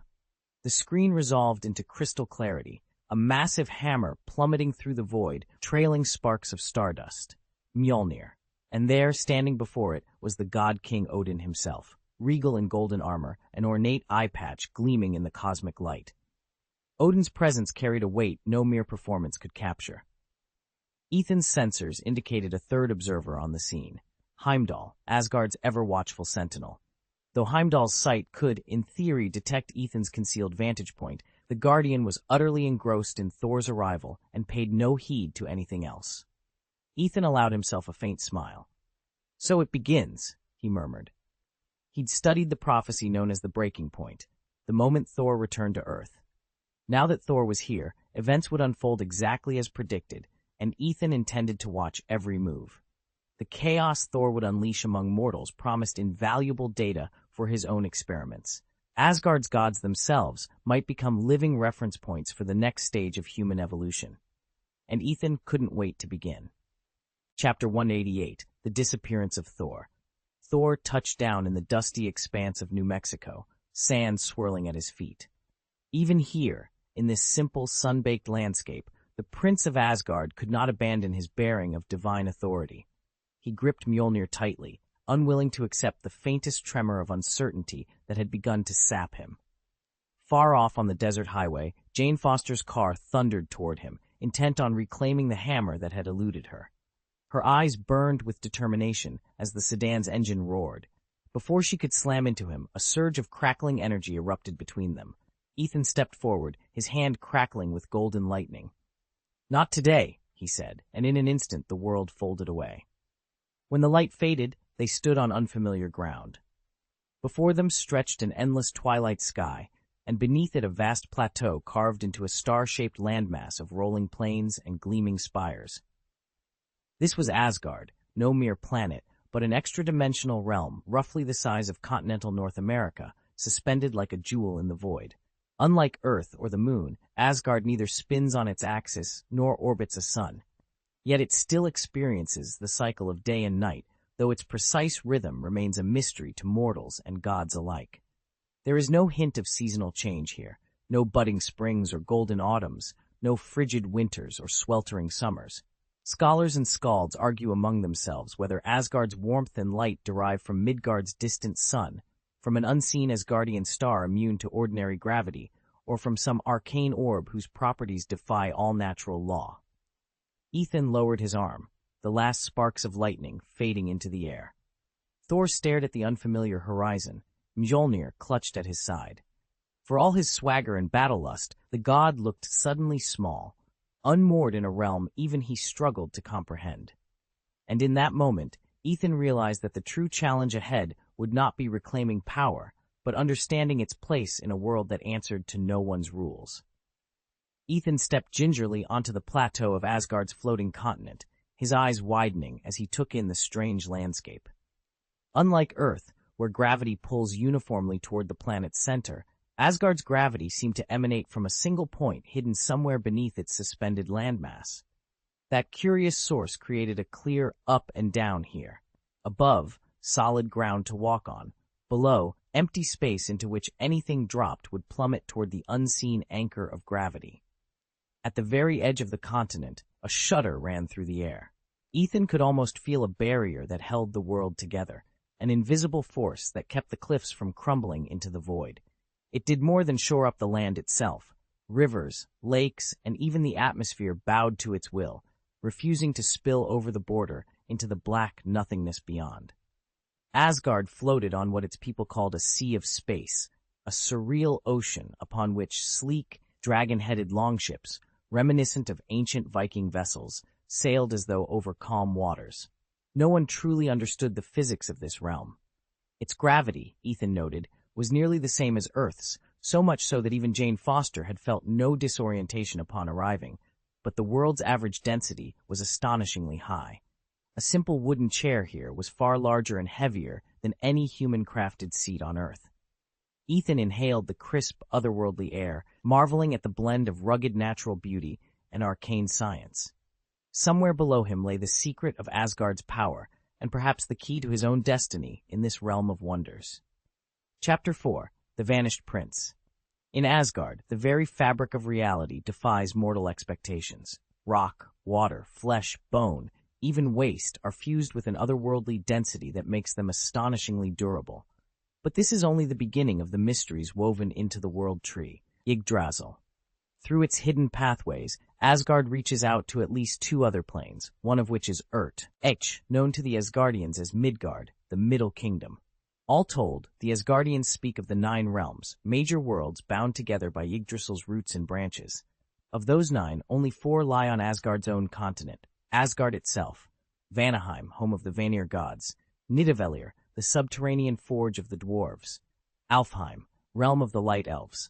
Legends also whisper of a heaven beyond the 9, but in Marvel's cosmology, it fails to match the luminous perfection of other mythic universes. In the pages of Original Sin 5.1, Odin, fearing its power, ripped that heaven from Yggdrasil's roots and sealed it away, erasing it from memory as if it were a stain upon the tree. Now, at the Rainbow Bridge Palace, a new crisis unfurls. Heimdall, the vigilant watcher, strains his senses across the Bifrost, scanning every realm. At his side stands Ethan, a young ward of the All-Father, who has been learning the ways of the gods under Heimdall's tutelage. Together, they search for Prince Thor, who ventured beyond Asgard's borders on a clandestine mission. "He's gone," Heimdall murmurs, brow creased. His vision, usually so unerring, revealed no hint of how Thor vanished. No portal, no disturbance, nothing. Ethan's heart hammers in his chest. He presses closer to the high window, desperate for even a flicker of red hair or Mjolnir's hammer. "There must be some sign," Ethan whispers. But Heimdall shakes his head, unease rippling through him like shockwaves. There is none. Without another word, Heimdall steps through the golden archway. Ethan follows, urgency propelling his long stride. The corridors of the Rainbow Bridge Palace gleam with runic light, but to both Guardian and Ward, it might as well be a maze of shadows. Down the marble hall, past statues of past All-Fathers, they run until they burst into the throne hall itself. Odin sits upon his lofty seat, the Gungnir spear resting across his lap. His single eye, wreathed in power and patience, rests upon them both. Heimdall comes to attention and bows. "My king, Prince Thor, has disappeared from sight. I detected no portal, no sign of departure, only an empty air where he once stood." Odin's expression remains inscrutable, but Ethan senses the flicker of concern behind that great helm. The All-Father rises, his voice low and resolute. "Then we must act swiftly," Odin declares. "He must not be lost to the void between worlds. Gather the Einherjar, send word to the dwarves of Nidavellir and the elves of Alfheim, and Ethan." He pauses, meeting the young man's gaze. "You will accompany Heimdall on this quest. The fate of the realms may depend on what you discover." Ethan swallows hard, both honored and frightened. He bows deeply. "I will not fail you, my king." As his words echo beneath the vaulted ceiling, an uneasy silence settles over Asgard, an unspoken promise that no corner of the 9 realms will remain unturned in the search for the missing Prince of Thunder. He's gone, vanished the moment he touched down. Heimdall's voice trembled with urgency. From the start, he'd known that Thor's banishment to the mortal realm was meant to appear as punishment, but secretly served as Odin's test. He'd watched for any sign of trouble, and yet, despite Odin's usual need for restorative slumber to recover from channeling such immense power, the All-Father remained awake. Odin's true aim was twofold: to discipline Thor and to gauge the ambitions of his other sons. Loki, especially, had long harbored dark designs, and now Odin would see how far he would go. Missing? Odin's brow creased in surprise. Could the Supreme Sorcerer have ambushed Thor? No, it'd been clearly agreed that the sorcerer would not interfere with the prince's trial. Something had spun wildly out of their control. He rose, determined to descend to Midgard himself, but barely had he stood when a wave of excruciating pain tore through him. The very might of his divine essence was rebounding against his weakened flesh. Among the Aesir, power only grows stronger with age. In fact, the elder Thor now wielded a force that eclipsed even Odin's. With no other recourse, the All-Father forced himself into the deep, healing sleep that alone could mend his ravaged body. Chapter 6. The Summoning of the Destroyer. Odin staggered under the surge of divine energy, each heartbeat echoing with strain. He wasn't someone who fell easily, or so everyone in Asgard believed, but now he was forced to channel immense untamed power while holding back his eldest daughter, Hela. Though Hela had never been granted the endless might and boundless stamina of Asgardians, she'd been trapped on Midgard. Her relentless assaults on the seal bit into Odin's strength like steel claws. Each strike throbbed through his bones, threatening to shatter his defenses. If her attacks weren't so devastating, Odin might never have felt compelled to choose Thor as his heir, molding him into the next god-king at the very peak of his powers. But with his life force waning, he could not risk crossing into Midgard in his current fragile state. He had no idea what unpredictable dangers awaited him there. And yet he could not ignore Thor's disappearance. The Supreme Sorcerer had sworn an oath not to intervene, and Odin knew her word was ironclad. She would stand aside even if she cared deeply. A weary sigh escaped Odin's lips, and his grip tightened around the Spear of Eternity. "Destroyer!" he commanded, voice ragged with exertion. At that word, the air before him shimmered. From some unseen realm of cosmic will, the destroyer armor materialized, towering, indestructible, and coldly majestic. Its empty eye slits glowed with a pale blue light as it hovered for the briefest moment, then solidified into the massive sentinel that guarded Asgard's greatest treasures. Ethan, standing just beyond the fray, watched in awe. The destroyer's form was uncannily faithful to the old legends, and, if he dared say it, to the ancient Asgardian tales that modern skalds liken to the comic epics of Midgard. Every curve of its plating, every seam of its joints, was sharper and more formidable than anything crafted by mortal hands. Odin planted his feet firmly on the ground, spear raised. "Stand fast, destroyer," he ordered, voice stronger now. Hela must not breach the seal. The golden sentinel inclined its head once, an unspoken vow of loyalty, and stepped forward to face the encroaching darkness. In that moment, even as sweat beaded on Odin's brow, and Hela's shrieks echoed like iron on stone, hope flickered in Ethan's chest. If the god of thunder could not withstand this storm, perhaps this ancient guardian could buy them the time they so desperately needed. And so the final battle for Asgard's fate began, Odin and his summoned sentinel against the wrath of a daughter scorned. A kaleidoscope of divine runes pulsed across the destroyer armor like a living heartbeat. These weren't merely the blessings of the Norse pantheon, they were the combined powers of gods from every corner of creation. Clad in this enchanted shell, Odin had once cleaved the heads from an entire legion of deities. Though he'd later been broken and hammered, that single victory spoke volumes about the armor's fury. It held the strength of Hercules, Zeus's thunderbolts, Mercury's swiftness. Imagine a supercharged fusion of Marvel's Shazam and Black Adam. Yet such immense power demanded one non-negotiable condition. Its wearer had to be recognized as worthy by the gods themselves.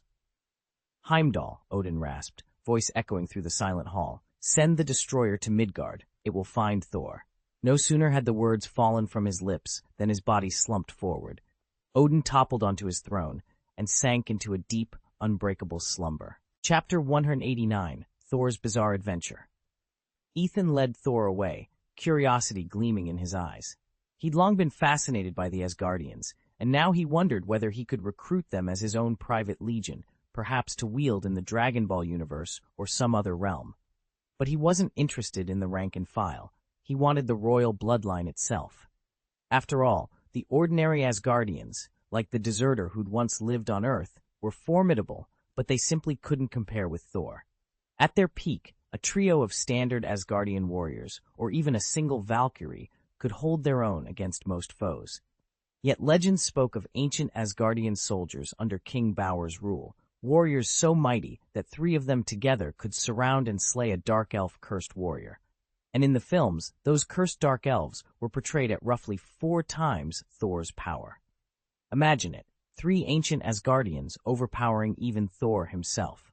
What caused Asgard to decline so precipitously? Was it the long years of peace or something else entirely?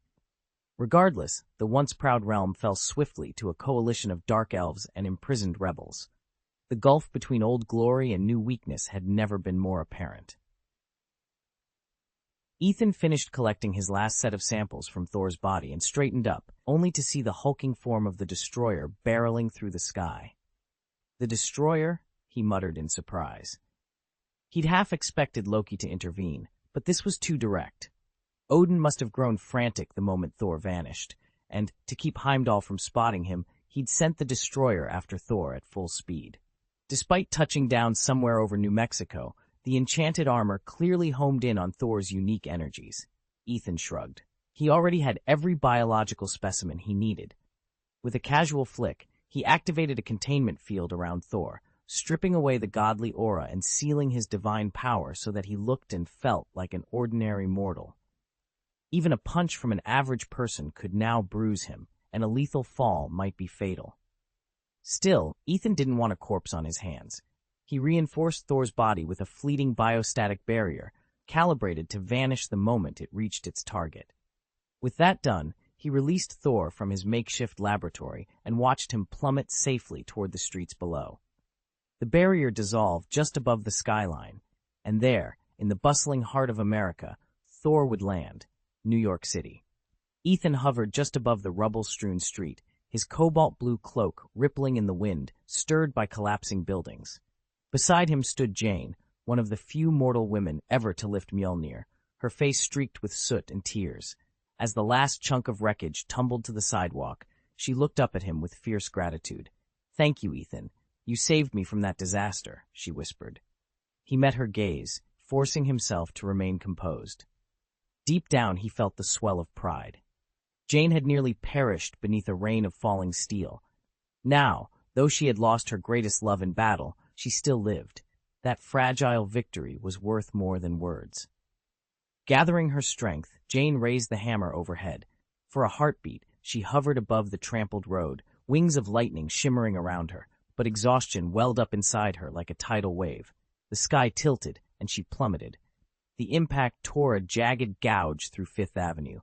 Concrete shards flew, cars crumpled, and a shimmering bioforce field flared around her, taking the worst of the blow. Moments later, that protective shell winked out, leaving Jane to lie, battered and gasping, in the center of a smoking crater. She stirred, pressing a hand to her throbbing temple. "Where am I?" Her voice came out hoarse and uncertain. Everything felt as if it had gone dark, then bright again, in an instant. She couldn't remember how she'd come to land here, so far from Asgard. High above the realms, Heimdall's singular eye swept across Midgard. He spotted her immediately. "Thor has reaped, Arid," he murmured, alerting the Allfather. At the same moment, out in the void beyond Bifrost, the destroyer armor paused in its relentless march. Its inner gears rattled, caught in a microsecond of confused logic. Then it realigned, its purpose clear: proceed to Earth. Down in the crater, Jane pushed herself onto one elbow and glanced around. Through the curling smoke, she made out two elderly men stepping cautiously closer. Their faces were lined with age, but their eyes held a calculating gleam. Neither looked like they'd come to offer help. Summoning every ounce of will, Jane tightened her grip on Mjolnir. Somewhere overhead, Ethan still watched, and Heimdall had sensed her return. Yet those two men were closing fast, and whatever they wanted wasn't friendship. With her heart hammering, Jane raised the hammer. The storm within her crackled, echoing the promise of thunder. She might be weary, but she would not be taken by surprise. Not today. Ethan's pale skin made him stand out among the locals, guys who already resented his obvious wealth from the cut of his jacket and the shine on his boots. One of the older men swaggered up, squinting at him. "Hey, gringo, short on cash here. Why don't you spare a few pesos for an old man?" With that, the fellow flipped open a razor-sharp switchblade. In any other encounter, a rich traveler might have paid up, or even drawn a gun. But Ethan just let out a slow, amused laugh. "Is that the best you've got?" Before the mugger could react, Ethan moved in a blur, 2 precise strikes, and both thieves were flat in the dust. Stripped of his hammer's thunder, he was still a former S-Shield field agent, more than a match for these street punks. Besides, Agent Coulson had explicitly forbidden live fire. He wanted Ethan captured alive, not riddled with bullets. One stray shot, Coulson warned, could spark a Sarajevo incident that might drag the world into chaos. Ethan gave his coat a quick shake and turned his back on the unconscious bandits. He had no time for lingering. He was here for one thing, to recover his hammer. He strode off down the dusty main street, eyes scanning the stalls and stables. Spotting a gaunt farmer leading a mule, he called out, "Excuse me, where can I rent a horse around here?" Ethan marched up to the zoo's main entrance and announced, "I'd like to buy one of your horses." Visitors turned to stare. In America, private horse breeding isn't illegal, but only the exceedingly wealthy ever attempt it. Well, except for Max and her 2 bankrupt sisters. Despite their poverty, the trio managed to raise horses, and their grit had inspired Ethan's audacious plan. So here he was, demanding to purchase a zoo horse. The ticket attendant's jaw dropped. A few bystanders laughed uncomfortably, assuming Ethan was pulling some elaborate prank. Zoo staff hurried over, and after a tense exchange, politely but firmly escorted him out. As the guards herded him through the gates, Ethan bellowed, "Damn it, I'm Ethan, the god of thunder, prince of Asgard." By the time the police arrived, summoned by panicked zoo employees, Ethan was still full of fight. He shoved aside an officer who tried to cuff him, sending the man sprawling.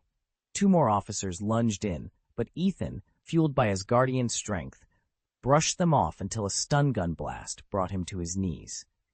If he hadn't been clad in his crisp white ceremonial armor, an unmistakable sign of his Asgardian heritage, the responding officers might have emptied their magazines. In a city already on edge from rumors of lizardmen and werewolves roaming the streets and schools shuttered indefinitely, law enforcement had little patience for trouble, especially of the supernatural kind. Now heat-sensing floodlights illuminated Ethan's prone form as he lay handcuffed on the concrete, his thunderous defiance reduced to a single, ragged breath. The night was just beginning, and Ethan's quest for a horse had already landed him in a detention cell. Some werewolves hadn't been careful enough to conceal their true nature. The military rounded them U.P. and delivered them to Hydra's research labs, where scientists dissected them in search of clues to the werewolf serum. At the same time, the elite werewolf soldiers, strong, feared, and free, became the stuff of envy for anyone locked away. Ethan found himself in one of those cramped detention cells, surrounded by hardened criminals whose gazes gleamed with malice. After a brief, tense silence, a burly inmate lunged at him. Ethan stepped aside without effort and slammed the man to the ground. Brushing off his hands, he coolly asked, "That's the best you've got?" He felt the edge of satisfaction fade almost immediately, reminding himself of his real mission: recover the lost hammer and reclaim his full power. Planning his escape was now his top priority. Just then, guards hauled in another prisoner, a tall, gaunt man in a threadbare leather jacket. As the cell door clanged shut, Ethan watched the newcomer with interest. The man pressed his hands against the bars and stammered, I don't belong here. You've got the wrong guy." One guard snorted through the bars. "Innocent? Sure, buddy. Everyone in here claims that," he jeered before striding away, laughter echoing down the corridor. Left alone once more, Ethan turned back to the cell. New allies or fresh danger? Either way, he'd need every advantage to break out and to find what he'd truly come for. "Don't come any closer," Ethan warned, his voice low and tense. "I'm dangerous, and I don't want to hurt you." Across the courtyard, the other prisoners, bruised, battered, and still smarting from Thor's blows, haltingly turned toward him.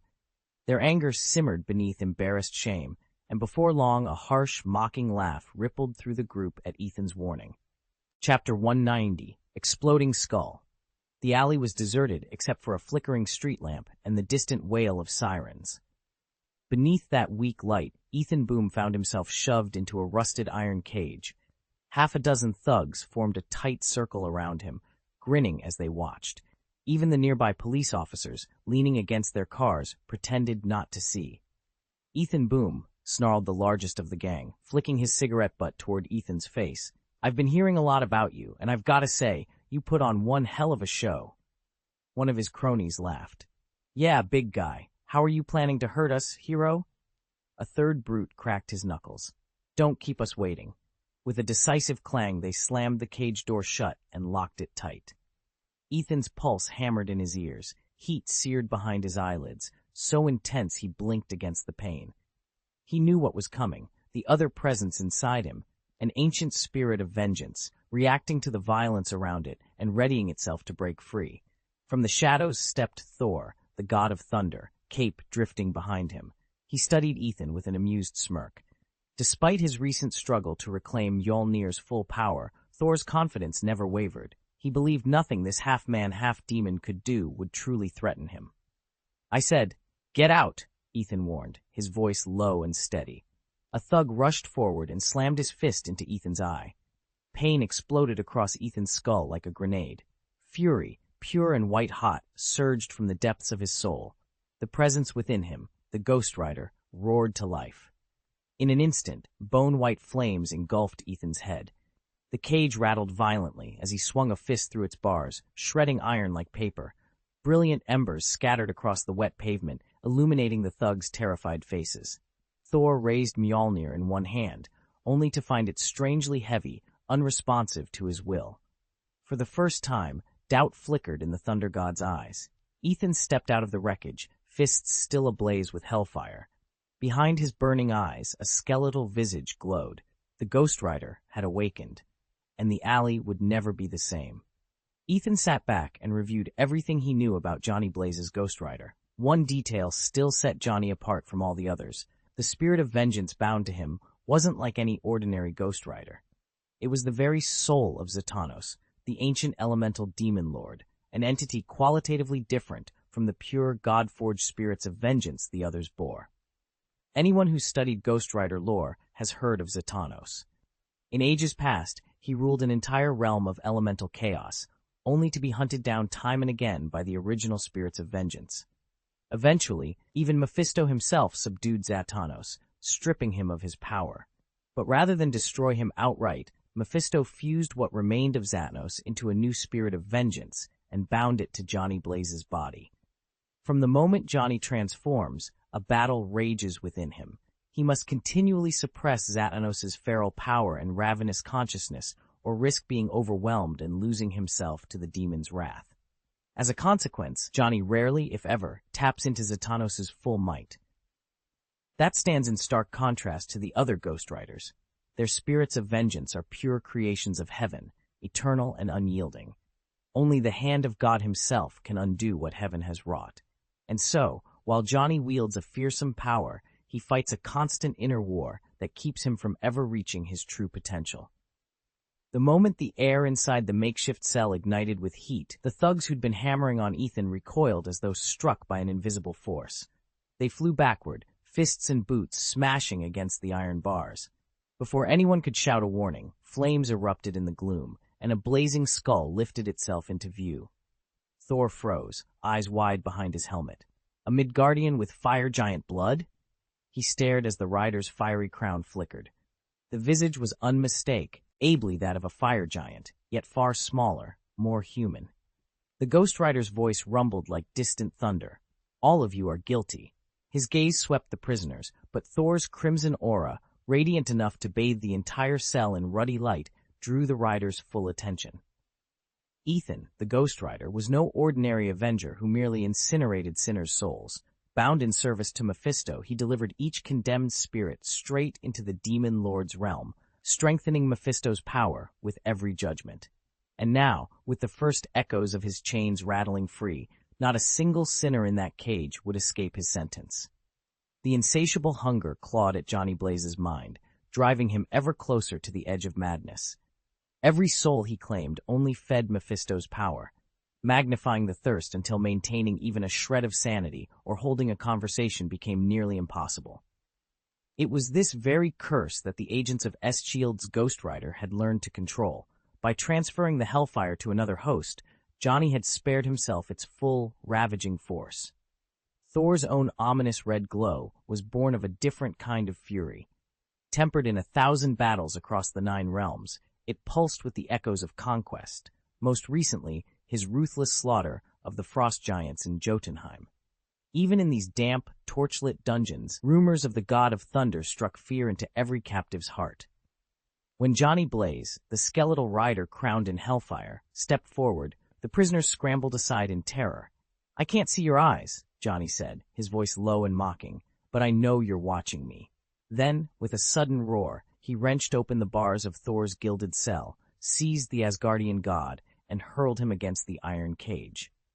The clang of metal on metal echoed through the chamber. "Damn you!" Thor bellowed, struggling to his feet. He thrashed against the hellish bonds, cursing his own powerlessness. Once the god of thunder, he now stood stripped of divine might, and against this infernal rider, he feared he might not survive. Heimdall's all-seeing gaze settled on the scene unfolding below. Even he had heard the old tales of the spirits of vengeance, their pennant stare ripping through a sinner's soul like white-hot iron. Back when God and the host of heaven still roamed the cosmos, angels sometimes descended to guide mortals. The vengeful spirits, meanwhile, hunted down the guilty. Now, with Thor's divine power sealed, Heimdall worried how the thunder god could possibly withstand that terrible judgment. "Look into my eyes," Ghost Rider rasped, his skull wreathed in hellfire. Thor gave a rueful shrug. "I'd love to. Only problem is, I don't have any eyes." A hush fell over the gathered onlookers. Was this really the time for dry wit? They exchanged alarmed glances, but Thor merely gritted his teeth and flexed against the enchanted bonds that held him. "Give me a moment," he warned, voice strained. "I'll break free." Ghost Rider scowled. The pennant stare had always worked. Why not now? He leaned in, bracing his bony hands on either side of Thor's helmet. With a sudden motion, he pressed his forehead against Thor's, hellfire blazing in his empty sockets. "Look into my eyes," he repeated, voice echoing like distant thunder. For a long moment, nothing happened but crackling embers and the faint hiss of molten iron. Then Thor tensed, lightning flickering around his sealed divinity. Heimdall held his breath. This clash of powers would decide everything. "Hot!" Thor howled as the hellfire seared through his armor and scorched his flesh. Gritting his teeth, he drove his fist into Ghost Rider's abdomen, but it was like striking iron. The chains draped across the rider's chest barely budged, and the blow jolted Thor so fiercely that pain flamed up his neck and face. Just when Thor feared he'd met his match, a blinding beam of light ripped through the crumbling wall behind them. A handful of luckless thugs disintegrated in an instant, their screams cut short as they vaporized into dust. The BM didn't stop there. It swept across the courtyard and slammed into Ghost Rider, sending him skidding backward like a freight train derailed. Clad in its gleaming destroyer armor, Thor's ally surged forward beside him, unleashing a torrent of eternal flame at the stunned rider. The armor's AI recognized that ordinary blows would never keep Ghost Rider down. His supernatural resilience could shrug off brute force in seconds. But mystical fire, divine energy attacks, arcane magic, even an immortal spirit needed time to recover from those. The eternal flame engulfed Ghost Rider, burning brighter than any earthly blaze. Hellfire hissed back at it, clashing in a riot of flames. But the destroyer armor's shot had done its work. The rider staggered, wings of dark smoke trailing behind him as he fought to regain control of his infernal power. Thor seized the opening. With a final glare at his wounded foe, he turned on his heel and sprinted for the shattered perimeter. Every step pounded with the thunder of escaping footsteps, the roar of colliding fires ringing in his ears. As Ghost Rider's fury rekindled, Thor knew one thing with certainty. The destroyer armor had bought him just enough time to live another day. Chapter 191. As if in empty space. Thor spotted his chance to escape. Hammer in hand, he sprinted away. "I'll come back for you, Midgard's fire giant hybrid. I am Thor, the god of thunder. Mark my words, I'll return and show you the full force of my power."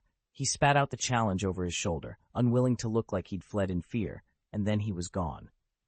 Ghost Rider couldn't answer. Eternal Fire's blow had knocked him unconscious. When Johnny Blaze finally stirred, the police station had vanished without a trace, leaving a silent void around him. Normally he wouldn't break out on his own, but he couldn't risk endangering anyone, so he rose to his feet and moved on. That's when he realized his body was burning hotter than ever, his leather jacket reeking of burnt hide. He'd never felt anything like it. In the past, after snapping out of the blaze's frenzy, he'd only suffered a parched throat, as if he'd swallowed fire and needed gallons of water to soothe it. This was something entirely new. Ethan watched in tense silence as Johnny waded into the shallow pool of water at the center of the chamber. No sooner had Johnny's feet touched the surface than steam began to roil and hiss around him, the liquid bubbling furiously as if it had been set to a boil. Johnny reached out for a digital thermometer, pressing it against his forearm to check his temperature, only for the gauge to shatter in a shower of sparks. The blast was small but unmistakable, an explosion of heat contained in the fragile glass. Hellfire and the so-called Eternal Fire raged against each other inside Johnny's body. The Hellfire represented his own supernatural immune system, fueled by Mephisto's pact and his Ghost Rider powers. The Eternal Fire was the deadly viral agent that the destroyer armor had injected into him. Neither side showed mercy. The virus didn't care if Johnny lived or died, and in its own warped way, Johnny's infernal immune fire answered in kind. Ethan reminded himself, though, that Johnny could not truly be killed. Losing his body was only a temporary inconvenience, so long as Mephisto still held his soul. Resurrection would follow. The destroyer armor, anticipating this dogged resilience, had seeded Johnny with an enormous dose of the virus, hoping to slow him down long enough to keep him from hunting Thor. It knew that once Johnny's Ghost Rider skull locked onto a target, it became a relentless pursuit, a fight to the death, unless the target could be incapacitated utterly. Ethan's gaze drifted to Thor, who stood a dozen paces away. The god looked every bit the part of a schoolboy caught in a brawl, bruised, winded, and glaring defiantly at Johnny, despite the pain etched across his features. His legendary hammer hung loosely at his side, almost forgotten in the ragged swagger of a warrior who knew he'd just gotten the worst of it. "Impressive," Ethan murmured under his breath. He couldn't hide his fascination. Even after all he'd seen in this place, demonic pacts, otherworldly armors, battles that could level continents, there was something uniquely terrifying about a confrontation between Hellfire and a virus made of pure strange magic, and Johnny Blaze, the Ghost Rider, was right in the heart of it. Ethan had already mastered the key-based magic of the Dragon Ball universe, a system fundamentally at odds with the mystic arts of Marvel's realm. In theory, he could learn Marvel sorcery as well, forge contracts, lend power to others, then claim their souls as payment. After all, souls were prized resources, exactly what the dimensional demons hungered for. But if he took that path, would he be any different from a demon walking the real world? His thoughts turned to the soul of Zatanos. Ethan's studies had always centered on soul magic, yet he wasn't sure whether techniques drawn from the Dragon Ball world could override Marvel's infernal rules. Mephisto had sealed Zatanos' essence in hell itself. Even a fragment of that realm brimmed with unimaginably dark power, and a full soul reached multiversal, or even higher purportee, ons. But if Ethan could assimilate that soul, his strength would surge exponentially, and he might unravel some of hell's own laws in the process. The stakes were terrifying. Still, the prize was too great to ignore. Ethan made his decision. He would strike at Johnny to wrest Zatanos' soul from its infernal prison. As for Mephisto, nothing more than a mere projection clone, he posed no real threat to Ethan's growing might. When Johnny stayed home to fight off his fever, Ethan showed up at his door flanked by 3 demons, Blackheart, the Wind Demon, and the Water Demon. Ethan didn't even glance at them. He simply walked past as if they weren't there. Blackheart's eyes narrowed in displeasure. Without a word, the Wind Demon summoned a furious gale, the air twisting around Ethan in an effort to hurl him to his death. I watched, heart pounding. We'd already lost the Earth Demon in our last confrontation. The mages of Kamartaj had cut him down without mercy. The Wind Demon and I, the Water Demon, were the only ones left. We had each vowed to die rather than abandon one another, but demons like us know nothing of true friendship. If one falls, we all fall. I blamed myself for my weakness and my bad luck. Just weeks ago, the Kamartaj mages had been hunting us relentlessly. Had the Supreme Mage not turned a blind eye, either out of laziness or desire to let his disciples sharpen their skills, we would have been wiped out in an instant by his overwhelming power. Yet now, against all odds, hope flickers anew. Blackheart Demon has a grand plan, to forge a new hell in our world, and he isn't about to let Ethan or anyone stand in his way. The 3 lesser demons huddled in the shadows, eyes full of greed. Following Blackheart Demon could be their only chance to claim a seat among the 7 lords of hell. They'd already witnessed Blackheart's ruthlessness. When Earth Demon faltered, he showed no mercy, abandoning him to be destroyed by the Ghost Rider. Yet the promise of establishing a new hell on Earth was too tempting to resist. As the blood-red heir of Mephisto, Blackheart could summon an endless horde once his dominion was secure. Why stubbornly cling to worthless alliances? Human notions of compassion and loyalty meant nothing to him. Blackheart Demon had no interest in the survival of those around him. He only cared about expanding his power. He knew other, stronger demons lurked in wait, but he had a plan to outmaneuver them all. At that moment, before Fengmo could launch his attack, Ethan's eyes flared with unholy light. Hellfire and his own cultivated chi converged into a devastating Omega-class beam. The blast struck Fengmo squarely. There was no scream, no struggle. He disintegrated into ash before anyone could react. As the smoke settled, it became painfully clear why Fengmo had leapt into battle so hastily. He should never have underestimated his adversary. And standing at the center of it all, Blackheart Demon raised his head in triumph. His new hell would rise, and countless demons would swarm at his command. Ethan's Omega Effect Ray doesn't kill instantly, but its power is relentless. After vaporizing the Wind Demon, the beam split on a dime, angling left and right to target the Black-Hearted Demon and the Water Demon simultaneously. The Water Demon's form rippled as he desperately tried to flatten into a puddle, hoping to dodge the attack. But Ethan's beam moved too fast. Without losing velocity, each fork of the ray struck home, piercing the Water Demon and instantly evaporating him. The Black-Hearted Demon fared no better. A searing arc of energy slammed into him, sending him crashing through the cavern wall. When the dust settled, Ethan strolled in as if no fight had even taken place and dropped onto a nearby sofa. He let the echoes die away before speaking, his voice low and calm. Black-Hearted Demon, son of Mephisto. The demon staggered to his feet, clutching his smoldering abdomen. Pain laced every breath, and he glared up at Ethan. "Who are you?" he stammered, voice cracking. Ethan didn't rise. He stared at the demon with a measured intensity. Then he spoke a single, commanding word. "Kneel." The effect was immediate. Some unseen force crushed down on the Black-Hearted Demon, and his legs gave out beneath him. He sank to his knees, eyes wide with shock and fear, utterly powerless before Ethan's will. Could you please provide the rest of the chapter? Once I have the full text, I'll gladly revise and polish it, renaming Luther to Ethan and ensuring he's consistently portrayed as male. Chapter 192, Zatanos appears. The Blackheart thrashed beneath Ethan's unyielding grip, but no matter how fiercely he struggled, he couldn't break free. Ethan's eyes narrowed as he finally spoke. Your clothes are dreadfully outdated. Those words cut deeper than any blade. Outdated. After a century and a half wandering the mortal world, the Blackheart had adopted countless guises, and surely a devil cared nothing for human fashions. Still, being mocked for his appearance struck a nerve. He gritted his teeth, rage simmering beneath his dark skin. Ethan held him fast, voice low and steady. As Mephisto's own son, I expected more from you, more strength, more presence.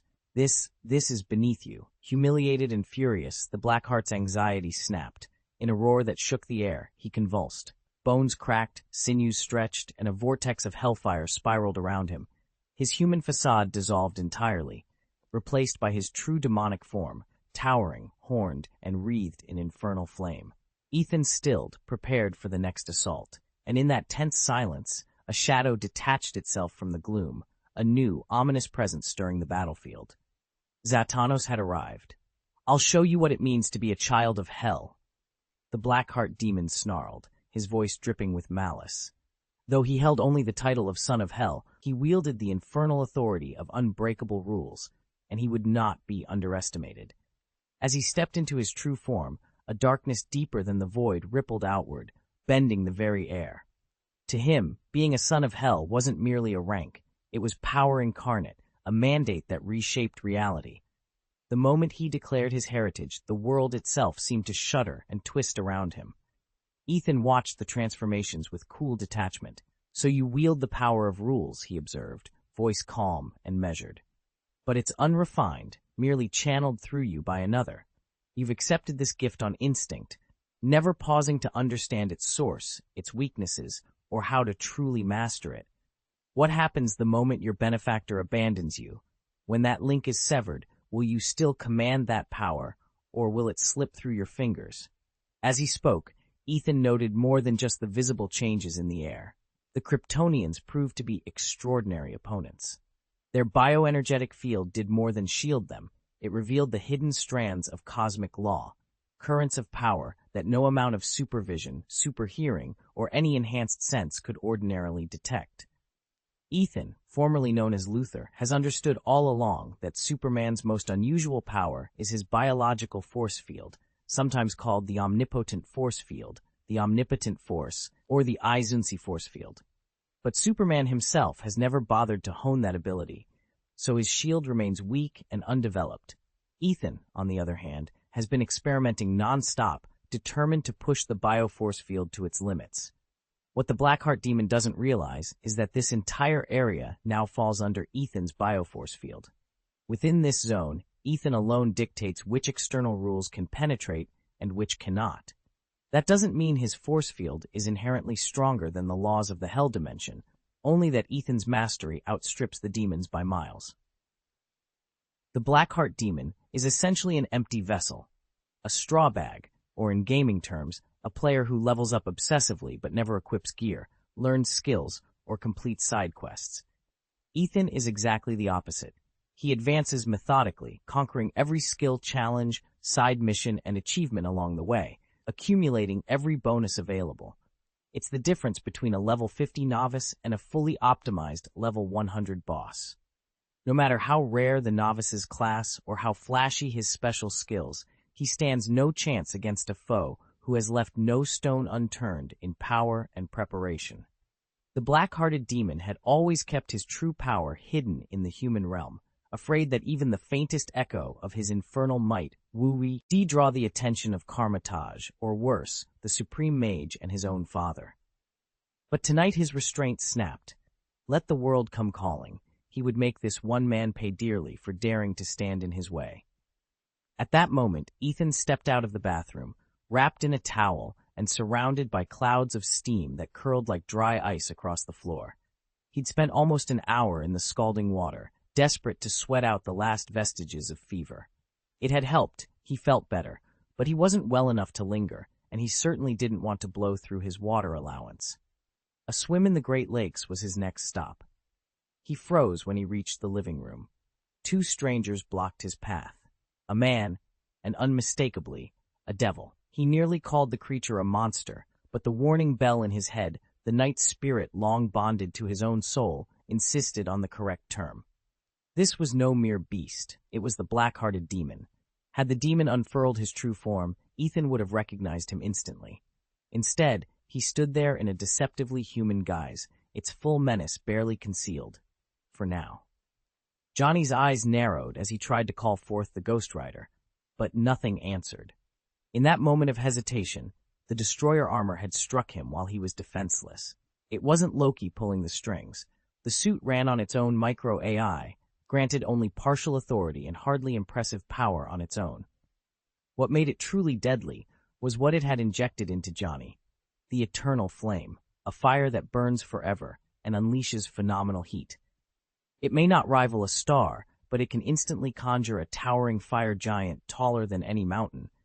In fact, the destroyer armor itself uses that same immortal fire as its energy source, and anyone who's driven it knows how virtually indestructible that flame is. Even the fires of hell would have to ravage it to their core before wearing it down. Because of the eternal flame's bond with the suit, Johnny remained powerless. No matter how close he came to the brink, no matter how strongly he smelled brimstone, no matter how badly he might have wanted to strike a contract with Mephisto, the Hell Knight could not rise. The rider simply had no strength to call upon. Watching all this, Ethan gave a casual wave. With a crack of eldritch energy, the black-hearted demon was hurled against the far wall, pinning it in place. "Okay," he said, "go ahead." Ethan's voice cut through the chaos. Soul curse. A ripple of dark magic erupted from his outstretched hand, striking at the Blackheart demon's very essence. Normally immortal and soulless, the creature buckled under the assault, unable to withstand a spell designed to shred the soul. Dragon Ball-style magic might be crude, but its raw potency was undeniable, much like the time Majin Buu's transfiguration spell reduced the mighty Vegetto to a single coffee candy. Even as the universe's strongest sweet, Vegetto still bested Buu in the end. Turning to Johnny, Ethan's eyes gleamed with command. Johnny's jaw dropped at the sight of the young emperor, his pulse hammering in his throat. "Mr. Ethan, you're here to—" He swallowed. "To deal with this devil?" Ethan gave no answer. Instead, he intoned a second incantation, Soul Split.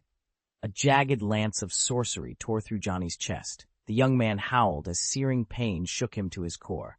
Flesh and spirit rent apart, and from his body burst a colossal ghostly figure, an ancient demon phantom. Even across worlds, demons and devils were fundamentally different beasts, and this spirit was proof of that chasm. The phantom coalesced in the air, its form monstrous and awe-inspiring. As it manifested, Zatanos' true consciousness flashed to life. After untold centuries of confinement, the demon stirred, and the battle had only just begun. "Damn you, Mephisto," Zatanos thundered, a burst of clarity flooding his mind. No sooner had he remembered everything than Ethan sprang at him, blade raised for the strike. Chapter 193, Stealing the Old Man's Property. A tense silence filled the summoning chamber as Priest Nutu completed the last of his incantations. In the center of the glowing pentagram, a towering figure coalesced, a white-skinned demon wreathed in flickering blue-white flames, its skull-like visage both terrible and magnificent. This was Zatanos, known to mortals as the Soul Reaver, spirit of vengeance, an ancient fiend whose origins were lost in the aftermath of the God-Eater's war with the old gods. Legends whispered that Zatanos had been born from the residual energies unleashed in that cataclysmic battle. He possessed an immortal body of supernatural strength and could bend arcane forces to his will. With a thought, he could encase an enemy in living stone or unleash a fire that seared the soul without touching the flesh. Ethan and Johnny, summoned here by Nutu's ritual, stared up at the demon in horror. Zatanos fixed them with hollow, burning eyes and spoke in a voice like distant thunder. "Offer me your souls, and I will grant you my power." But even a fraction of his former might, Zatanos was formidable. Time had hollowed him out. He now existed as little more than a spirit hungering for life. To reclaim his full strength, he needed mortal souls. The Black Heart demon, lurking unseen at the chamber's edge, was ignored. An immortal specter without a soul held no value for the spirit of vengeance. Ethan's heart pounded. Beside him, Johnny trembled, but neither moved to comply. Nutu knelt before the glowing runes, sweat beading on his forehead, uncertain whether he commanded Zatanos or the other way around. Outside, the circle of glyphs pulsed with dark energy, binding the demon in place for now. Yet with each passing second, Zatanos' hunger grew more desperate. Should he break free, he would claim any living soul he found. And though he offered power, the true price would be far steeper than either Ethan or Johnny could imagine. The devil's greatest trick was not the promise of strength, but the surrender of one's very essence. And now, in this chamber of shadows and flame, that ultimate gamble had only just begun. Ethan's eyes gleamed with amusement. "So you wanted the souls of me and Johnny, huh? But you didn't realize Johnny doesn't even have a soul in his body anymore. Mephisto holds it. Johnny's effectively an immortal without a soul. That's why I had to resort to soul-splitting magic on him myself, believing he still had one inside." Zatanos' brow furrowed. Ethan leaned back against the shadowed archway, a wry smile touching his lips. "Tell me this, then. If I wanted to surpass you, claim even more power, and make myself ruler of the dark dimension, like Dormammu, could I do it?" "Dormammu?" Zatanos blinked, genuinely puzzled. "Who is that?" Ethan laughed softly. "You haven't heard of him? He's the newly ascended dimension demon. By sheer chance, he cast off his mortal flesh and staked his claim on that realm. He's all the rage among dimensional entities, though he's been sealed away for ages and keeps his distance from the others." Zatanos' expression darkened. "You can't even be omni-knowing, and yet you ask if you can become greater than me." His voice trembled with outrage and something more vulnerable, fear. Ethan's smile faded into a cool, disappointed glance. "Apparently, that's all you know how to do." For a moment, Zatanos looked as though he might strike. Instead, he recoiled, the undercurrent of his followers' wavering loyalty plain in his eyes. He had always claimed supremacy over demons, yet here he was, bested and undermined by Mephisto's schemes. And now, Ethan's quiet confidence only emphasized how far Zatanos had fallen. Ethan sat rigidly in the candlelit chamber, watching the hushed exchange between his unlikely ally, Zathanos, the once mighty demon lord, and the gaunt figure looming at the far end of the room. In Zathanos' prime, not even a soulless immortal could withstand his wrath. Yet here he was, weakened by years of imprisonment, his followers whispering that his power had never measured up to Mephisto's. "Young man, mind your manners," came a crisp, aristocratic voice. Ethan's heart leapt. That tone, so unmistakable, had haunted his dreams ever since Mephisto's last treachery drove a wedge between him and Rose. He sprang to his feet, staring in disbelief at the newcomer. An elderly gentleman, dressed in impeccably tailored Victorian garb, leaned on an ebony cane topped with a silver ram's head. His pale face was lined with age, but his eyes burned with sly amusement. "Mephisto!" Ethan burst out. At the name, Zathanos' blood ran cold. The demon lord's voice thundered through the room. "It's you! You're the one who condemned me to endless darkness, stripped me of my will, and left me to rot." Mephisto gave a theatrical bow, his voice smooth as velvet. "Long time no see, Zathanos. You're looking remarkably refreshed." Ethan stepped forward, every muscle tensed. He'd sworn to protect Zathanos against this very fiend, even if it meant risking his bond with Rose. Now, the true extent of Mephisto's deceit was about to come to light. Zathanos roared and unleashed a blazing fireball at Mephisto, but the ancient devil had already slipped silently behind Ethan. Mephisto's voice cut through the crackling flames like a sharpened blade. "Young man," he purred, every syllable laced with mockery, "you've freed one of my oldest allies, bent my own son to your will, even forced a knight into submission. Tell me, what do you desire? Power?" Ethan didn't flinch. He didn't even bother to look back. "Power?" he replied quietly. "No, that's not what I want." Mephisto's interest sharpened. "Then what is it you seek?" The demon leaned in close, half his face contorted into a horrific visage, rows of slender, razor-sharp teeth glinting in the gloom. "I want the Hell Dimension," Ethan said without hesitation. "Can you grant it to me?" In an instant, Ethan's eyes flared crimson. Twin beams of searing heat shot from his gaze, veering sharply toward Mephisto. For the first time, the devil recoiled as if surprised by both the intensity and the precision of the attack. He knew he could not be slain here. After all, this was only his projection, but to manifest himself had come at a terrible price. He had endured the Supreme Mage's onslaught, been beaten nearly senseless, all to settle his debt with Dormammu, a debt he never thought another creature would demand he repay. Mephisto's lips curved into a thin, contemptuous smile. "Audacity," he murmured. "I have met many demons throughout the eons, but none so shameless as you, demanding that I pay for powers I borrowed from Dormammu." With that, he straightened, the devilish half of his face melting back into the regal lord he was. And for a heartbeat, the very air trembled with the promise of the reckoning to come. Ethan unleashed his heat vision, but Mephisto twisted away in an instant. No matter how precisely Ethan aimed, sidestepping furniture, skimming walls, the beam followed him as if alive, winding like a serpent one moment, striking like lightning the next. Mephisto darted between shadows, then suddenly stopped. Boom! The blast struck him, but as the smoke cleared, a second Mephisto stood where the first had crumpled. He brushed imaginary dust from his suit and murmured, "Exquisite deception." Ethan clapped slowly. "I have to admit, your magic surprises me every time." Mephisto inclined his head politely. As a devil, he prided himself on guile. Being called shameless or despicable felt like praise. Ethan frowned. He had no real way to counter this trickery. Each time his soul curse, thermal beam, and chi wave obliterated a projection, another Mephisto sprang up as if from nowhere. Watching closely, Ethan realized these duplicates were mere extensions, projections tethered to a hidden main body. Mephisto must maintain dozens of them at once, sealing infernal pacts across the globe.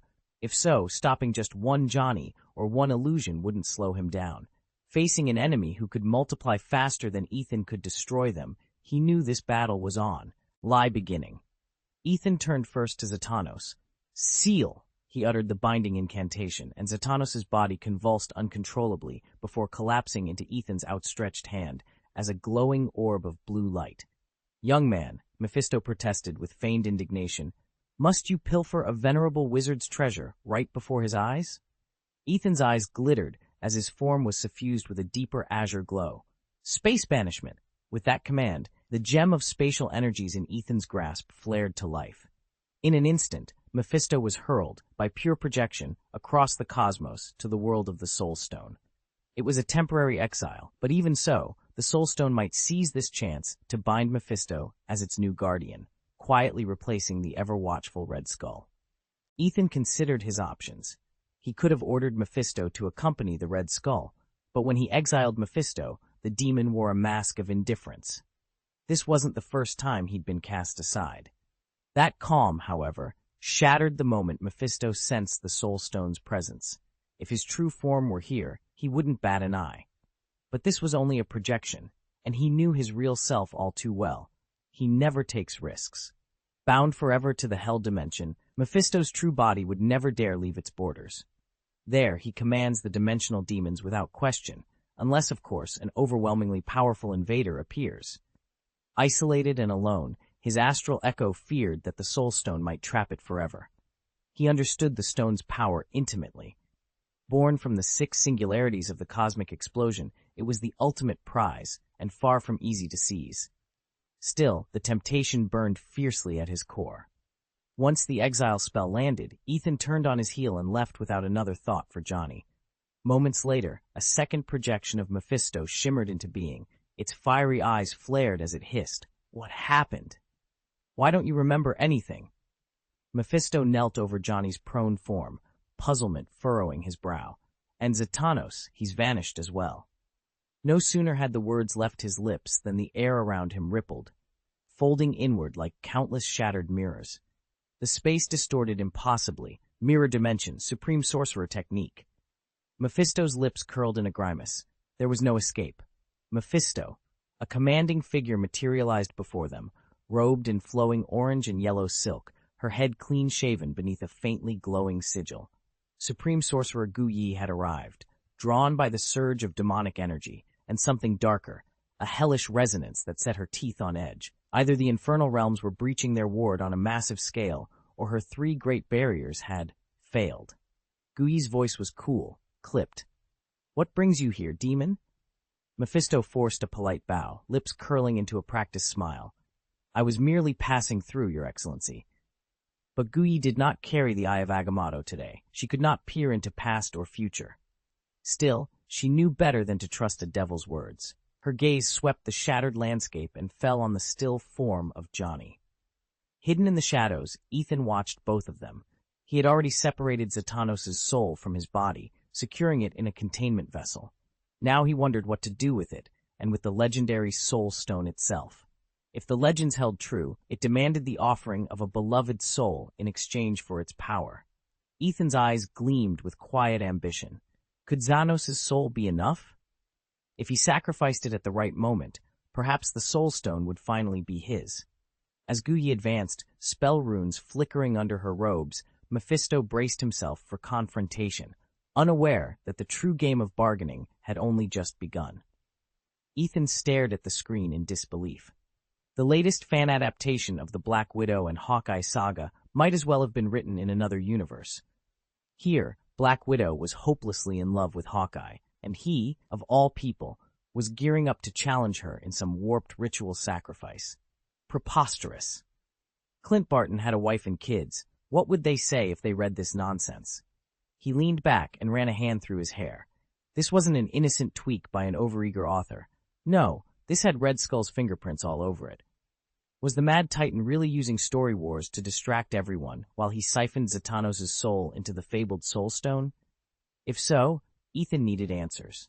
He tapped a few commands and summoned the Soul Research Division. Begin dissecting Zatanos' essence immediately. While he waited for the soul studies to come back, another idea took shape. Why not forge his own Ghost Rider? The Hand's Infernal Champion was impressive, but if Thanos could bend the Hulk to heal, surely a future Cosmic Emperor could LD fashion his own Hell Ritter.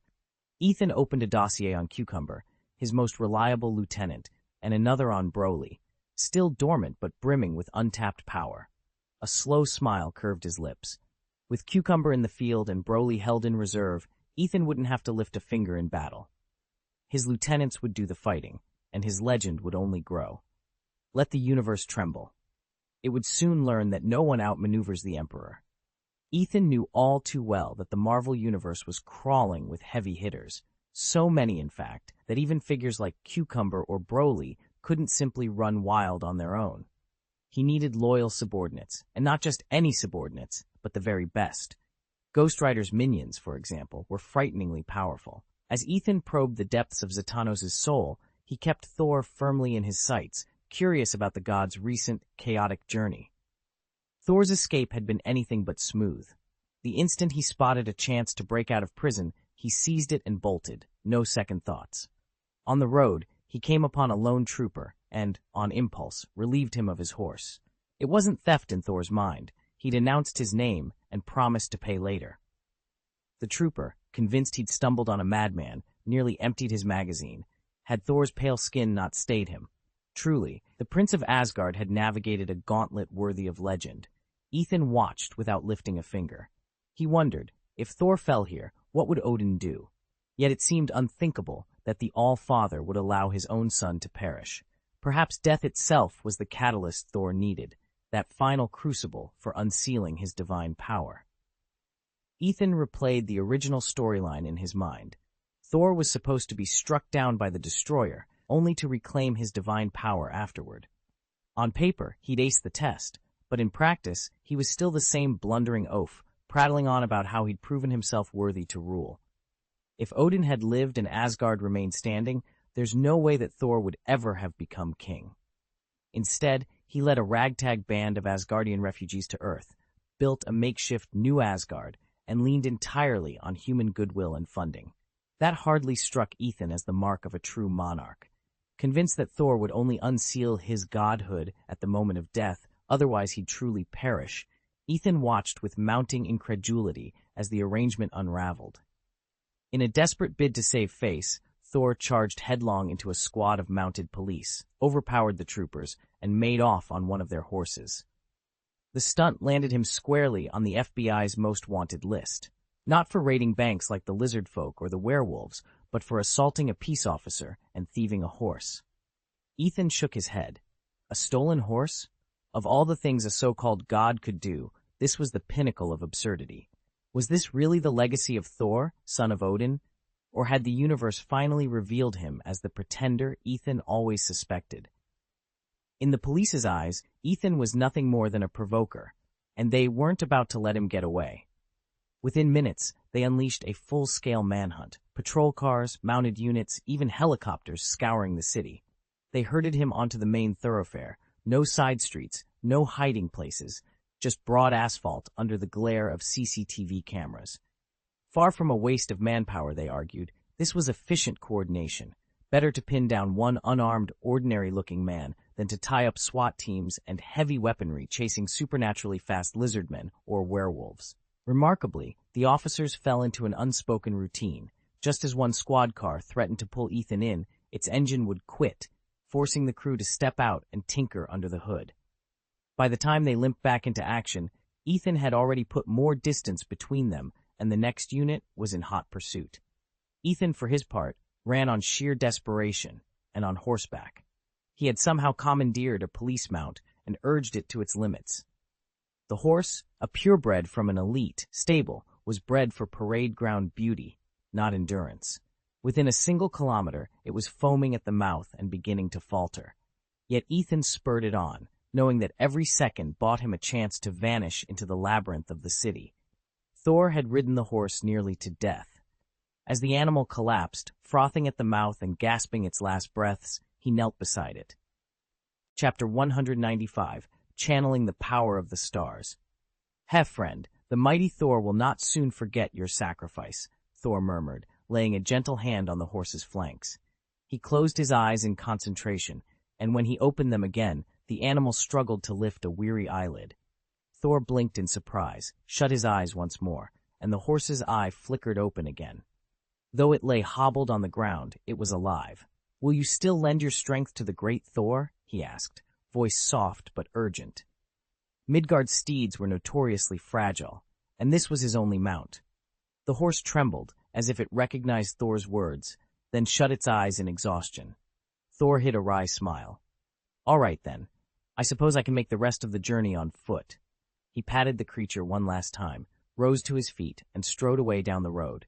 From his watchtower, Heimdall observed the scene with more than a little anxiety. His heir, his only heir, was out there, unaccompanied and vulnerable. What would become of Asgard should anything happen to him? But what choice did Odin have? No one seriously considered making Loki, an adopted son, crown prince. Such a notion would have been unthinkable in Asgard. A short distance behind Thor's retreating figure, two officers, tracking the god through Midgard, came upon the fallen horse. They exchanged glances, then began methodically scouring the area for any sign of him, combing the roadside for footprints, discarded items, anything that might reveal Thor's path. Unperturbed, Thor continued on. No mount, no escort, just him and the starlit sky above. Somewhere in the constellations lay the power he sought, and he would bend it to his will, no matter the cost. Ethan rubbed his tired eyes as dawn broke. They'd spent the last 48 hours chasing rumors through every dive bar on the outskirts of town, and turned up nothing but hangovers and dead ends. The only solid lead had landed them in a seedy tavern 2 nights ago, where a barkeep swore he'd seen their quarry slip out back. They'd staked out the alley until their coffee went cold, only to find the trail had gone cold too. Yet despite aching muscles and fraying nerves, Ethan's team refused to quit. They grabbed a late-night meal, more grease than nourishment, and pressed on. By the time they dragged themselves back to their unmarked cars, they had exactly one certainty. Their prisoner was still on the run. But by sunrise, new intel came in. Thor had crossed state lines. Jurisdiction hopping was a classic evasion tactic, and Ethan knew exactly how it worked. Once Thor set foot in another state, local officers politely declined to pick up the chase. Who wants to shoulder the paperwork and the risk of another department's fugitive? Ethan shook his head. Only in this magical America could a Norse god vanish so effortlessly. If Odin had a hand in this, he'd certainly given his son the advantage of divine red tape. Ethan clicked his tongue, frustration boiling. He tapped at his tablet, reviewing the latest coordinates. According to satellite ping data, Thor's next stop was the legendary battlefield where Mjolnir lay embedded. The hammer's final resting place was now under tight lock and key, courtesy of S.H.I.E.L.D. That was the real marvel. With reptilian uprisings swarming the Everglades and werewolf pack riots flaring across the Rockies, you'd think S.H.I.E.L.D. would be stretched too thin to protect a chunk of enchanted metal. Yet here they were, cordoning off the mountain pass leading to Mjolnir with armed agents, drones, and a phalanx of specialized containment units. Ethan refocused. This was it. If Thor got to the hammer first, there'd be no stopping him. He straightened his badge, checked his gear one last time, and headed out. The chase was about to enter its most dangerous phase, and Ethan intended to see it through. Ethan stared at the hammer's runic surface under the white floodlights, but after days of analysis, he'd confirmed what everyone dreaded. There was no safe way to pry it free. No matter how many Thor eyes they tested, Mjolnir would not budge. So S.H.I.E.L.D. did the only thing it could, fortify the site and wait. In the original timeline, Thor had shown up almost immediately, and containment had consisted of little more than a few tenths. But thanks to S.H.I.E.L.D.'s tireless effort, nothing about this second meeting would be so hasty. By the time the God of Thunder finally descended, a perimeter of razor wire encircled the hammer, and concrete bunkers were well underway. Floodlights gleamed against freshly poured barriers, and S.H.I.E.L.D. agents manned sandbagged listening posts on the ridge above. When Thor emerged from the storm clouds, hammer in hand, he moved like a force of nature. Despite facing disciplined soldiers and veteran agents, he cut through their ranks with astonishing ease. From Command Central, Agent Coulson, who'd been killing time watching the latest Captain America film, looked up in startled disbelief at the live feed. "This guy is definitely an elite combatant," Coulson muttered, "but he's no super soldier." Coulson watched helplessly as Thor dispatched trained operatives like mere ragdolls. His speed and strength never seemed superhuman, nothing like the enhanced agents S.H.I.E.L.D. prized, but his skill was peerless, as if honed on a battlefield rather than in a training gym. Shots rang out and agents tumbled back, yet Thor advanced without a scratch. Ethan chewed his lip, not trusting his voice to stay steady. They had prepared for brute force and advanced weaponry, but this? Thor's mastery of hand-to-hand combat was something else entirely. The hammer at the center of the compound might be immovable, but clearing a path to it would be far more difficult than anyone had anticipated. Agent Phil Coulson recognized Thor the moment he stepped into the hangar. Coulson wasn't just any field agent. He was one of S.H.I.E.L.D.'s elite, extensively trained in both advanced combat and human enhancement research. He could spot something or someone extraordinary from a mile away. Yet even Thor, the Asgardian god of thunder, fell quickly under S.H.I.E.L.D.'s might. Ever since the introduction of Compound 1, Nick Fury had quietly diverted funds to develop his own super soldiers, operatives so formidable that even the FBI and CIA referred to them as super agents. These fighters moved faster, hit harder, and endured more than any normal human. In parallel, the clandestine underworld had its so-called super killers, legends like John Wick, who could dispatch hundreds of heavily armed foes single-handedly. Thor, for all his centuries of battle training and godly power, was unprepared for agents enhanced beyond human limits. Within moments, 2 of them had neutralized him. While Thor lay unconscious, Ethan, formerly known as Luther, stepped forward to examine Mjolnir. The hammer's metal shimmered with a light that seemed to come from a dead star's core. Rumor said it could grant Thor's power to anyone deemed worthy. As he ran his fingers along its runes, another plan formed in Ethan's mind. Capture Loki, the master of mischief, and force him to reveal the secrets of the Spear of Eternity. In all the realms of magic and myth, few artifacts were as awe-inspiring or as dangerous as that legendary spear. Ethan stood before the scattered relics of a shattered Asgard, pondering what might have been. Had the realm not been destroyed in that final cataclysm, he was convinced Thor could have turned the tide against Thanos with the Spear of Eternity. That weapon surpassed both Mjolnir and Stormbreaker in sheer power and in precision. Once its wielder locked onto a target, the laws of cause and effect guaranteed the throw would strike true, even across the void between worlds. Since Loki had yet to arrive, Ethan shifted his attention to Mjolnir. He knew these legendary artifacts each possessed a sliver of consciousness. Mjolnir was reserved and measured, Stormbreaker fierce and tempestuous, the spear indifferent and unknowable. Steeling himself, he spoke softly to the hammer. "Hello, Mjolnir. Don't worry, I'm only here to study your runes and structure, see if I can reshape you with my transmutation magic." He wrapped his hand around the handle, aware he could simply rewrite reality to make himself its rightful master. But Odin still lived, and Ethan had no desire to provoke the Allfather. He might easily best 100 cinematic versions of Odin, but this was our world, unforgiving and without a script. No sooner had he forced his will on the hammer than Mjolnir's ancient enchantment flared, its mighty weight and magic pushing back against him, refusing to be lifted. Ethan allowed himself a faint, confident smile and then gripped Mjolnir with both hands. With a single, tremendous heave, boom, an earth-shattering shockwave exploded from the hammer. The blast flattened everything for hundreds of miles in every direction, its force registering thousands of tons of pressure per square centimeter.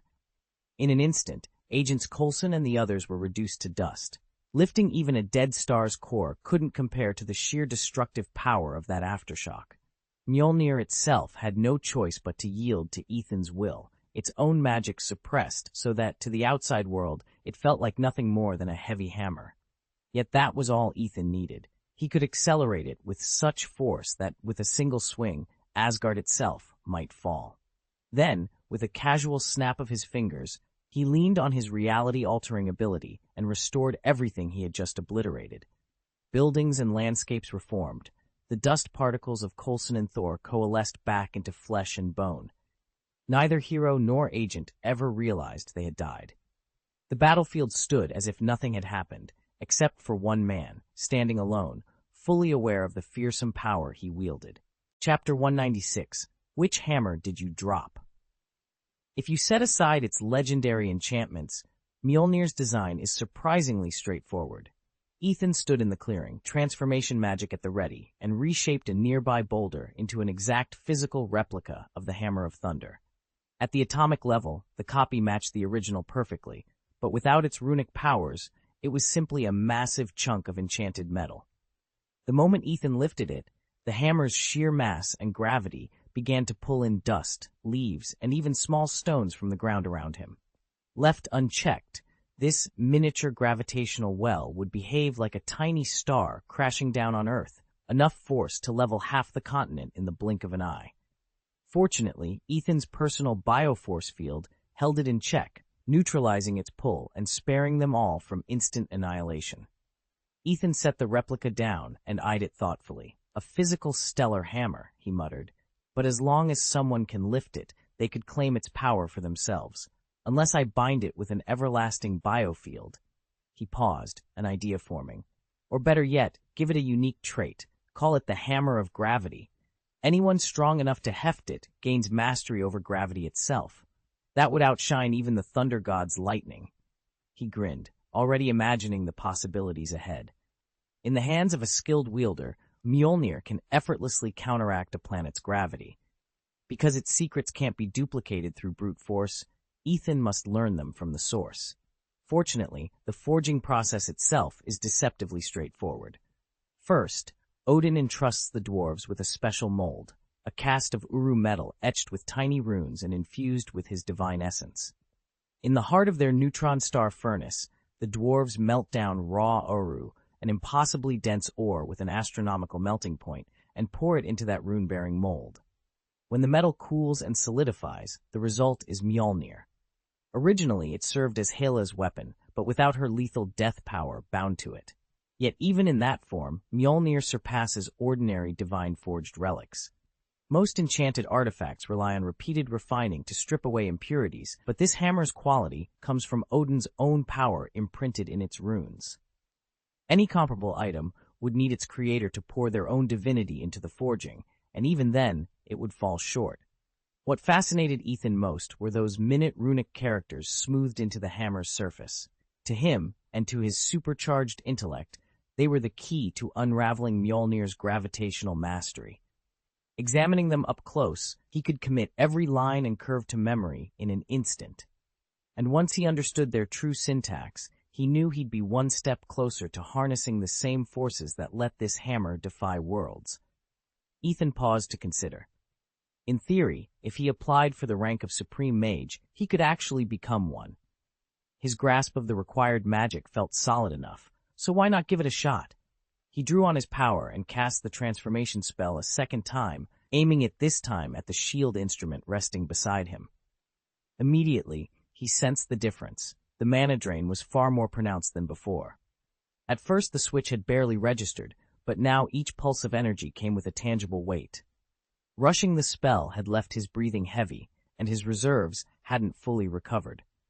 When the light faded, an exact duplicate of Mjolnir hovered in his hand. In response, the genuine hammer sprang to life, lifting off its pedestal and circling the new one as if greeting long-lost kin. "You've got a brother now, Mjolnir," Ethan said with a satisfied grin. Both hammers' runes glowed with the arcane might of the World Tree, power that, in the comics, stretched across multiverses and beyond. Ethan didn't fully understand the depths of that force. Replicating even a fragment of it had cost him more energy than Odin's own divine essence. But he didn't mind. His well of power felt endless. Ethan could feel his mana reserves dwindling. His blue bar was nearly empty. But he reminded himself that each time he pushed it to the limit, his magical regeneration grew both faster and more efficient. He had no memories of the true Mjolnir, and this crude imitation was only of average hardness, something he could have shattered if he really wanted to. Instead, he planted his feet, gripped its handle, and heaved the hammer high above his head. Boom! Thunder roared across the sky, sending shield agents diving for cover. Thor, who'd just broken free from a super agent's restraints, skidded into the chamber. His eyes widened at the sight of silver lightning pouring down from the heavens, crackling around Ethan's hammer and turning the world a blinding white. "No, this is impossible," Thor stammered. He searched the ground but saw only the one hammer, Ethan's, levitating, wreathed in crackling energy. The other two weapons, one a gravity hammer in its physical form, the other Thor's genuine Mjolnir, lay obscured by the blinding flash of lightning. Thor's jaw dropped. Someone else was wielding my hammer? He stood frozen, his mind a swirl of disbelief, though in truth, it might as well have been blank from the start. Ethan could only gape at the scene before him and murmur, "This is the power of thunder and lightning?" He never imagined that anyone from Midgard could ever be deemed worthy by Mjolnir. It felt like stepping back into the Stone Age, presenting advanced battle armor to a tribe of cave dwellers and having them accept it as holy relics. Electric currents danced across his skin as Mjolnir thrummed in his hand, channeling raw storm energy into him. Originally forged as a weapon for Hela, the hammer had been reforged, legend says by Odin himself, into more than just a tool of war. It had become a living emblem of godhood, the vital link between Thor and his primal powers. Thor alone could never fully master both the divine spark and the elemental fury that defined him. Only Mjolnir could fuse those forces into one, and only its enchanted metal could elevate its bearer to the rank of God of Thunder, as every comic book reader and moviegoer knows. In that instant, fragments of unknown origin, glowing runes and shimmering metal swirled around Ethan and snapped into place, assembling a suit of gleaming armor. A bold red cloak draped over his broad shoulders, and an Asgardian helmet with swept-back, winged crests settled firmly on his head. It was the very same style crowned on the horse-faced Thor and the female Thor in the ancient sagas. Standing there, armored, charged with thunder, Ethan realized that nothing in Midgard, or any realm, would ever be the same again. "Who are you?" Thor's voice cut through the haze as he finally blinked back to full consciousness. Ethan tipped the helmet perched on his head and offered a wry smile. In his gloved hand glinted a perfectly weighted hammer, every bit as real-looking as Mjolnir. Below them lay two more identical hammers, their handles sunk slightly into the ground. Thor's eyes widened. 3 Mjolnirs? Ethan chuckled and held the one in his palm aloft. "Your old friend's still in your hand, Thor," he said softly. "But those two on the floor? Frauds. Clever illusions. Nothing more. You've always prized Mjolnir's worthiness enchantment. Now ask yourself, which of these hammers do you truly deserve?" Thor's brow furrowed. He reached out, then hesitated, studying the weapon Ethan held. The forgeries didn't budge when he touched them, hardly surprising. Loki's signature trickery, Ethan thought. But this was a lesson, not a prank. With a playful nod, Ethan tucked his hammer inside his cloak. Wrong answer, he teased gently. Now think about how to appease your hammer, not chase after shadows. Before Thor could reply, Ethan vaulted into the air. In a single graceful arc, he shattered the ceiling and vanished into the night sky. Yet as the dust settled, Thor sensed the boy-turned-man was far from gone. His real game had only just begun. Chapter 197, The Two Hammers. Wait! Thor roared into the empty space, but Ethan was already gone. Moments later, Phil Coulson and his agents filed in, scanning the room. The thunderstorm's residual crackle flickered across the monitors, and to Coulson's surprise, the huge hole in the ceiling had sealed itself entirely. He frowned.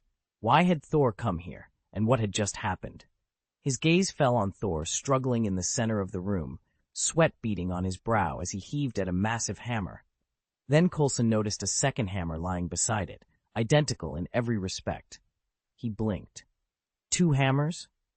Thor didn't bother to answer. He focused all his might on the left-hand weapon, yet it refused to budge.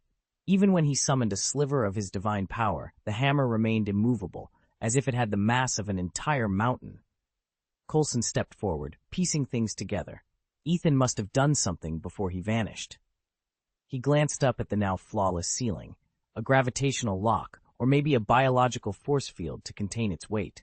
Without that, half the city would have been crushed. Thor released a frustrated growl and straightened. He wiped a hand across his brow. He's left me a test. Coulson studied the pair of hammers. Only one can be yours. You'll have to choose if you can. Thor drew a deep breath, storm cloud gray in his eyes. Then I'll lift both if I must. When the real Mjolnir rises to my hand, I'll know which is worthy. Coulson offered a wry smile. Just try to keep the rebuilding to a minimum, okay? With that, Thor squared his shoulders. Lightning flickered in his veins as he prepared to face Ethan's final challenge and claim his true hammer once and for all. Chapter 8. The Fractured Alliance. Thor dropped the gravity hammer and reached for Mjolnir, but the artifact of his power had grown bitter. Over the years, it had absorbed every shred of anger and envy directed at its wielder. Not as openly jealous as Stormbreaker, perhaps, but just as unforgiving. The moment Thor's hand gripped the handle, a bolt of electricity ripped through his arm, sending him sprawling to the cold floor. Oof! His body convulsed under the familiar jolt. Even in pain, Thor recognized the signature crackle. It was his own hammer testing him, rejecting him. He heaved with all his might, but Mjolnir stayed rooted in place, its enchantment unyielding. No! His shout echoed off the metal walls as he sank to his knees, frustration and betrayal darkening his stormy eyes. Across the cell, Agent Phil Coulson frowned, uncertain what Loki's plan had been, but clear that it had worked.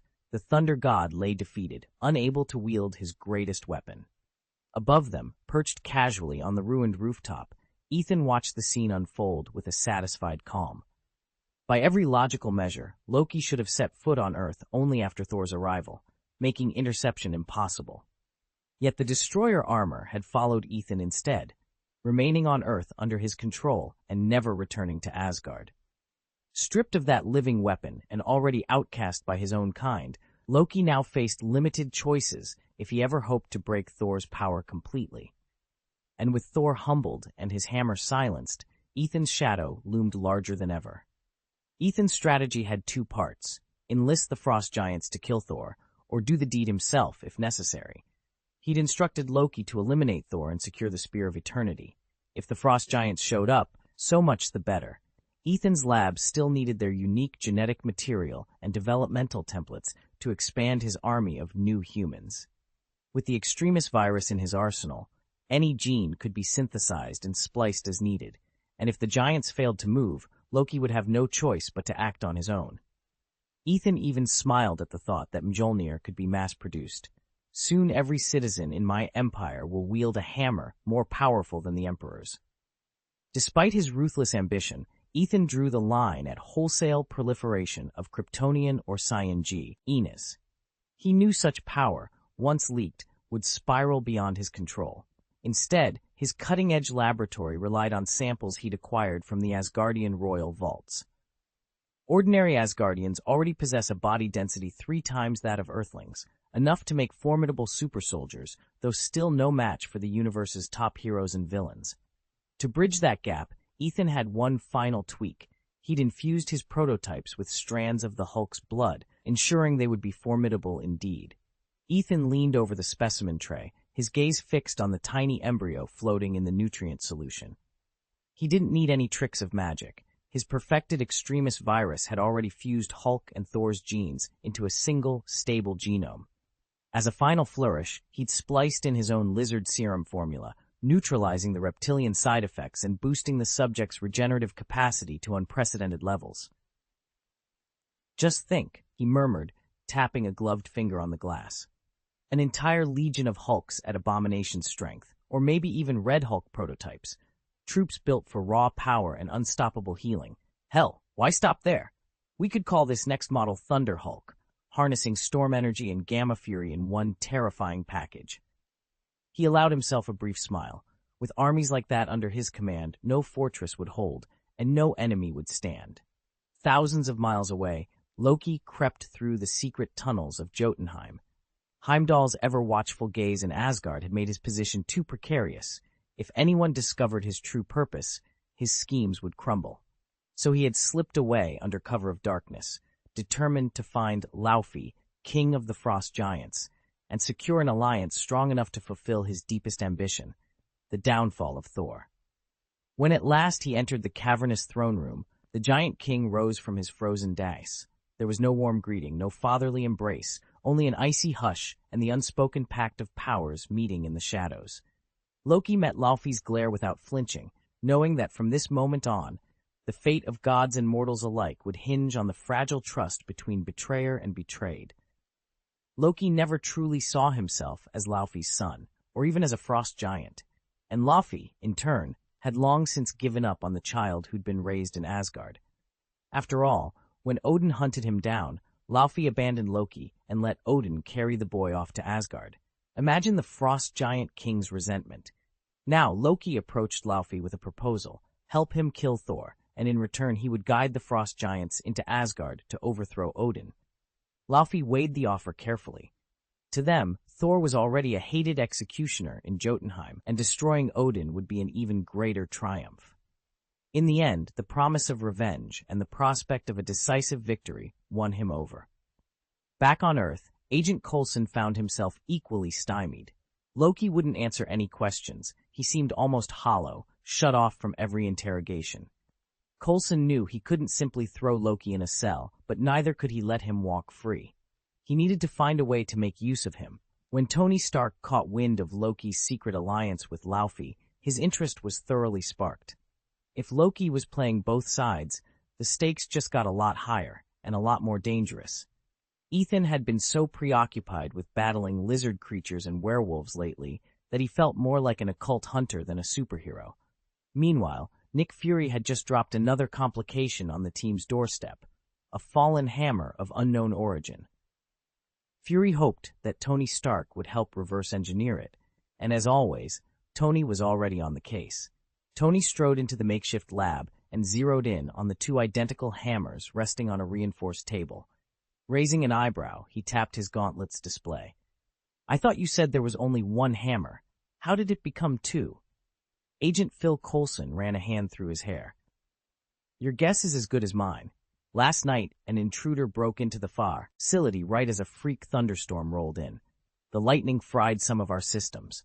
By the time we got the power back on, the single hammer had split in half, and when that guy tried to pick one up, boom, he got struck down by lightning." Tony frowned and studied the live data streaming across his HUD. "Interesting," he murmured. "Both of these things are warping local gravity fields, and their magnetic signatures are jumping around so fast they're scrambling my sensors. It's like whatever's holding them together also wants to hide themselves from me." He glanced back at Coulson. "So these aren't enchanted, at least not in the Thor mythology sense. They're advanced alien tech. One hammer's got gravity drives, the other's manipulating magnetism. Now the question is, who built them, and why do they split when lightning strikes?" Coulson nodded, already pulling up satellite feeds on a nearby console. "I'm on it. Let's find out where they came from before someone else shows up and snatches them out from under us. Chapter 198, The Frost Giant Attacks. Tony stepped through the door and froze. Thor sat slumped against the wall, his once imposing frame gaunt and hollow-eyed, as if he'd been broken by heartbreak rather than battle. His armor was scuffed and dirty, his face drawn. Tony crossed his arms, frowning. You sure this is the Thor who single-handedly took out half a dozen Sealed agents? The one who broke free from that enhanced operative? He looks like someone shoved him out on the street after a bad breakup.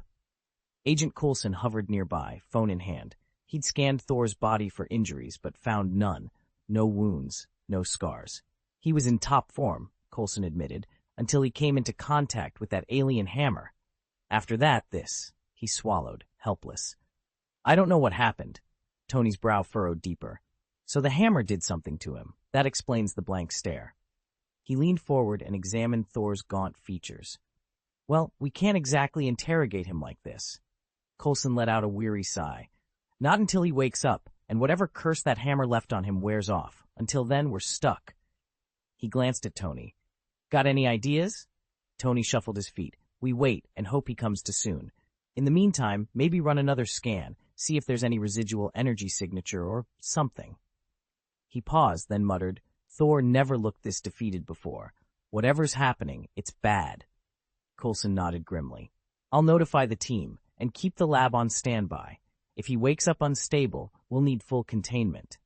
Tony stretched, eyes still fixed on the fallen god. Right. And I'll see if I can track down where that hammer came from in the first place. If it can bring a frost giant low, it's got to be more dangerous than we thought.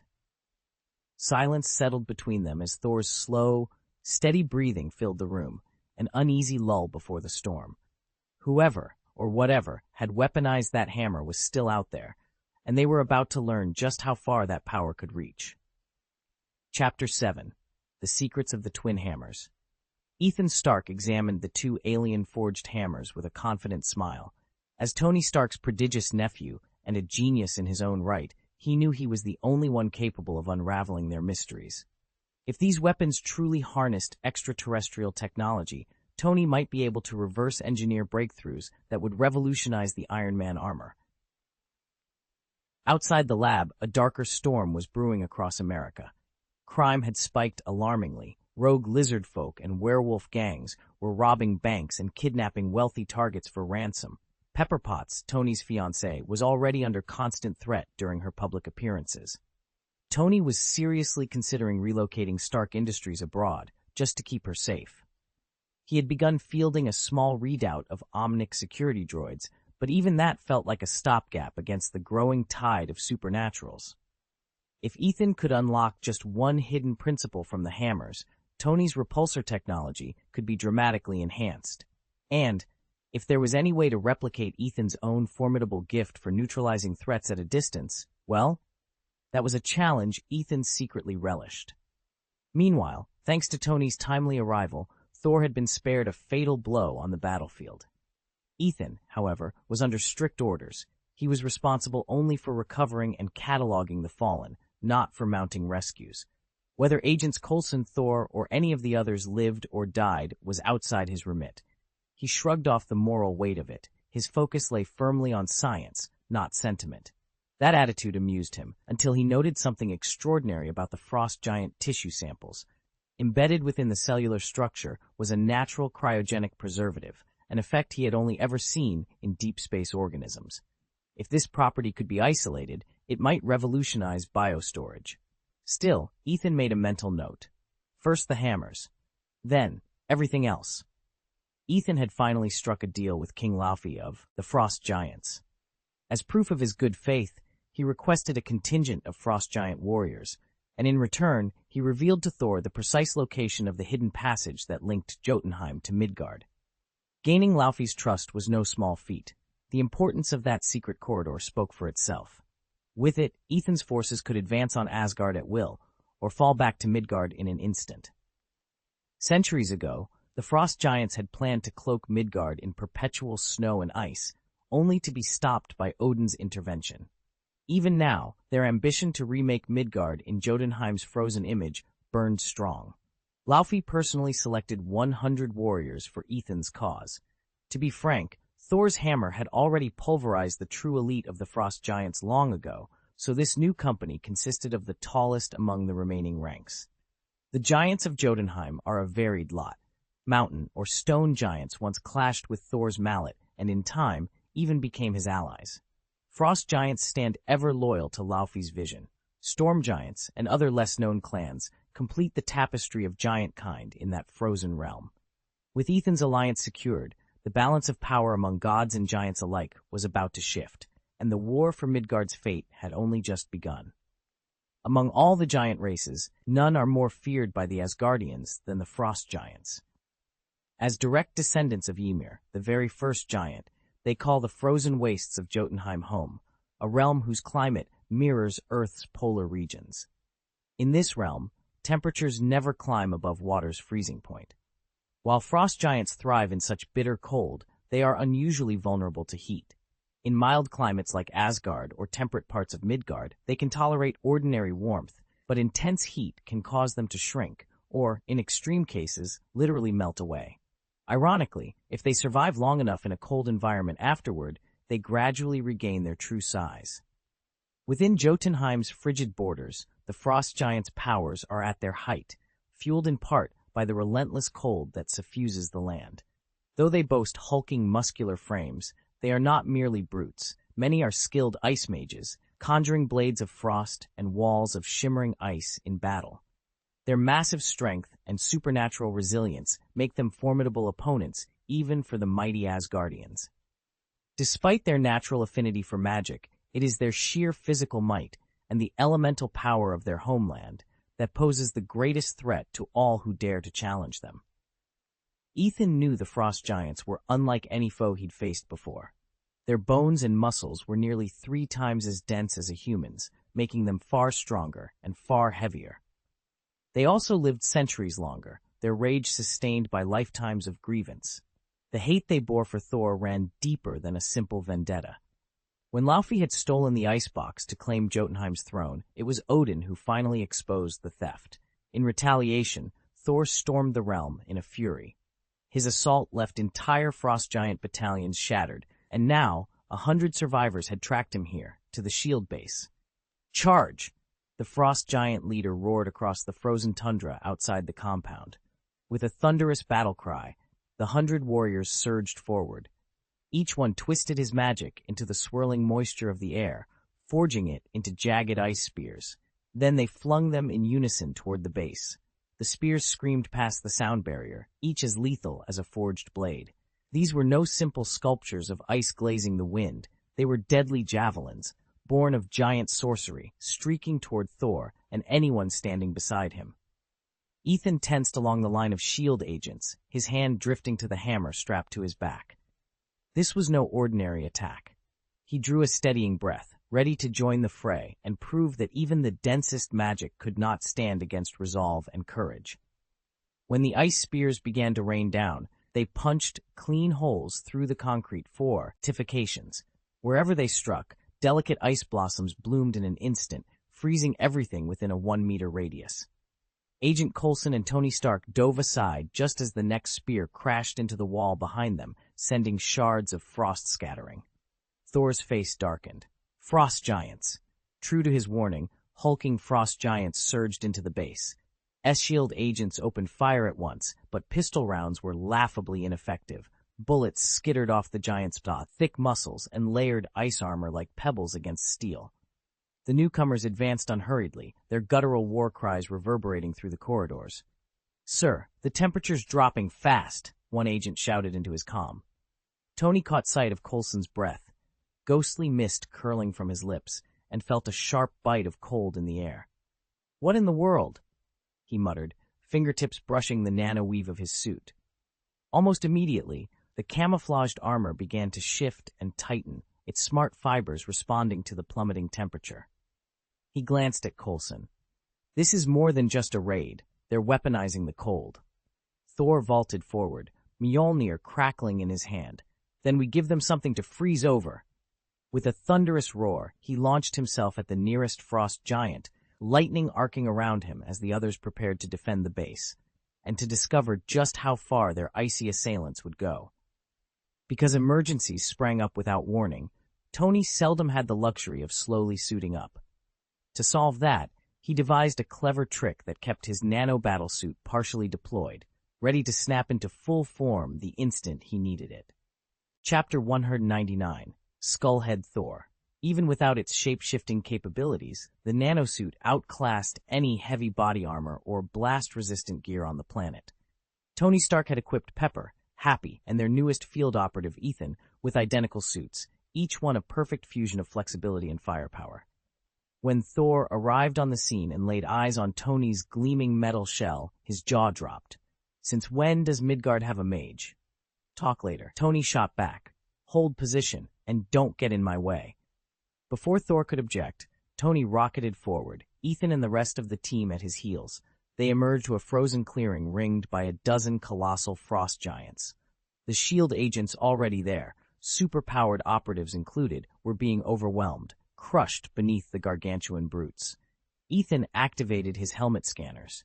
They've boosted these things to 3 times human density. No wonder our armor-piercing rounds barely slow them. Pepper's suit flared white as she deployed an energy barrier, deflecting a massive ice club that cratered the ground. Happy opened fire with his arm-mounted miniguns, but each shot glanced off the giant's crystalline hides. Tony muttered into his comms, "Command, we need reinforcements. Helicopters on standby. Heavy ordnance now." Static hissed back, "Sir, your guys are pinned. The giants are regenerating. We're losing too many." Ethan crouched beside a fallen agent. "It's Hydra. When something this bizarre pops up on Earth, it's never natural." Thor growled, hefting Mjolnir. "Then let them come. I'll grind them into ice shavings." Tony pointed his repulsor skyward. "Enough talk. Light 'em up." In unison, the 3 armored heroes charged. Repulsor beams lanced through the icy haze, blasting chunks of frost from the giants' hides. Pepper and Happy flanked Tony, while Ethan moved to secure the perimeter. Together, tech, magic, and sheer will, they surged into battle, determined to shatter Hydra's frozen monstrosities before Midgard paid the ultimate price. "Jarvis, scan their formation and plot our strike," Tony Stark ordered through gritted teeth. He rocketed forward to intercept the ice spear hurtling toward him, only to be blasted backward across the field. The impact felt like a direct hit from a tank shell. Tony's nanotech suit and compound number 2 enhancements had held, barely. As he struggled to rise, the spear's warhead detonated in an eruption of ice crystal petals, encasing him in a solid 1-meter block of frost.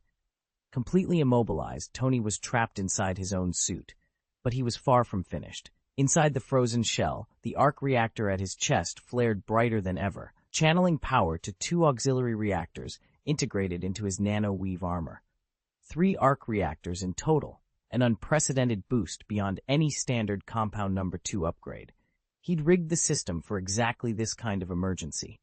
A spine-chilling crack echoed through the ice as millennia-old frost met cutting-edge technology. Energy coursed along the fractures, melting the block from within.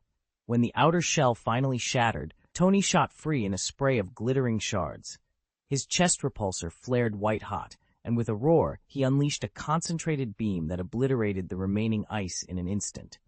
Hovering on repulsor thrust, Tony shook off the last of the frost and locked eyes on his adversaries.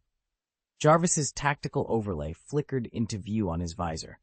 "Strike coordinates are ready, sir," Jarvis reported. Tony clenched his fist. "Let's finish this." The Mk2 armor's upgraded compound thrusters withstood crippling G-forces and catapulted it to Mach 15. Its offensive energy output had also been boosted to a whole new level. With a roar of power, the 3 chest repulsors tore through the massive ice blocks in an instant.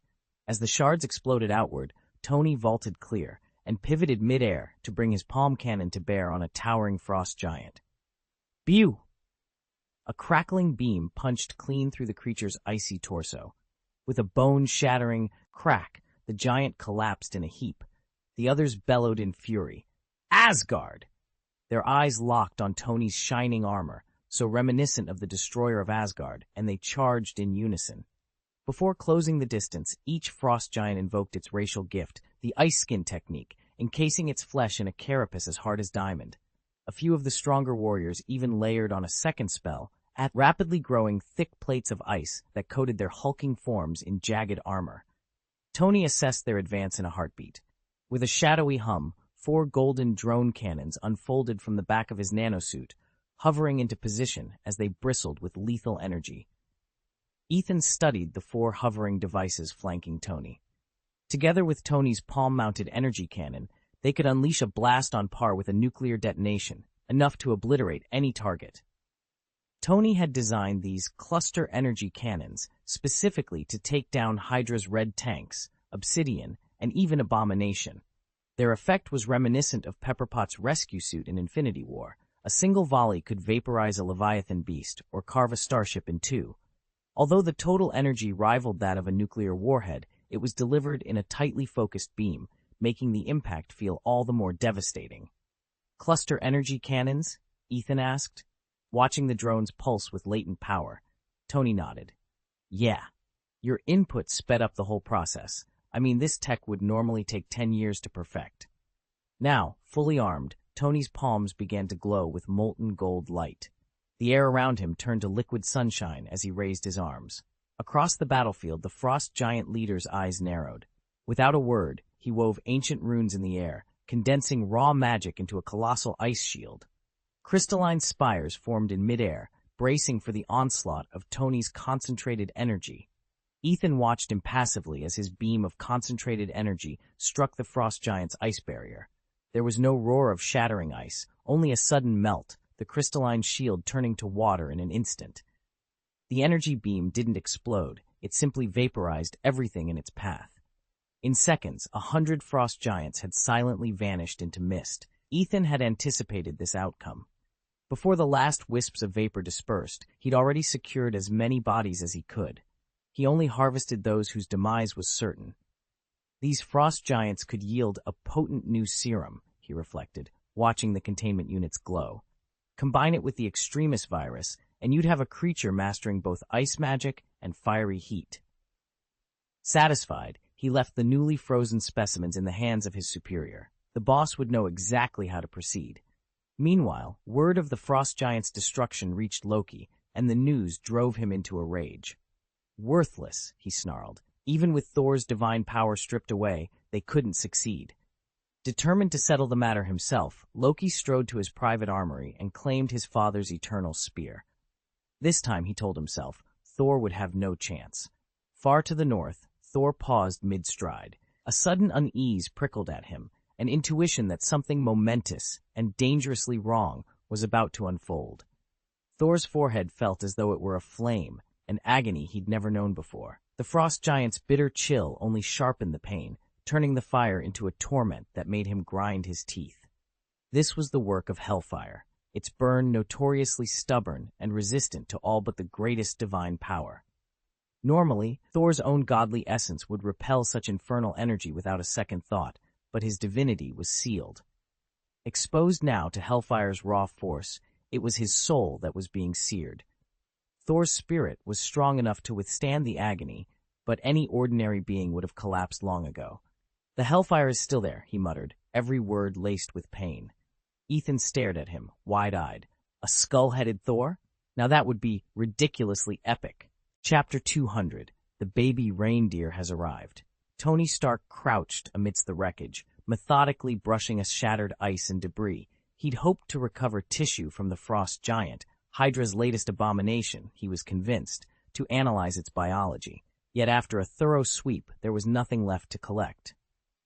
Across the cratered battlefield, Agent Phil Coulson appeared, favoring his left arm. A crude bandage encircled his head, and his hand was immobilized in a makeshift cast.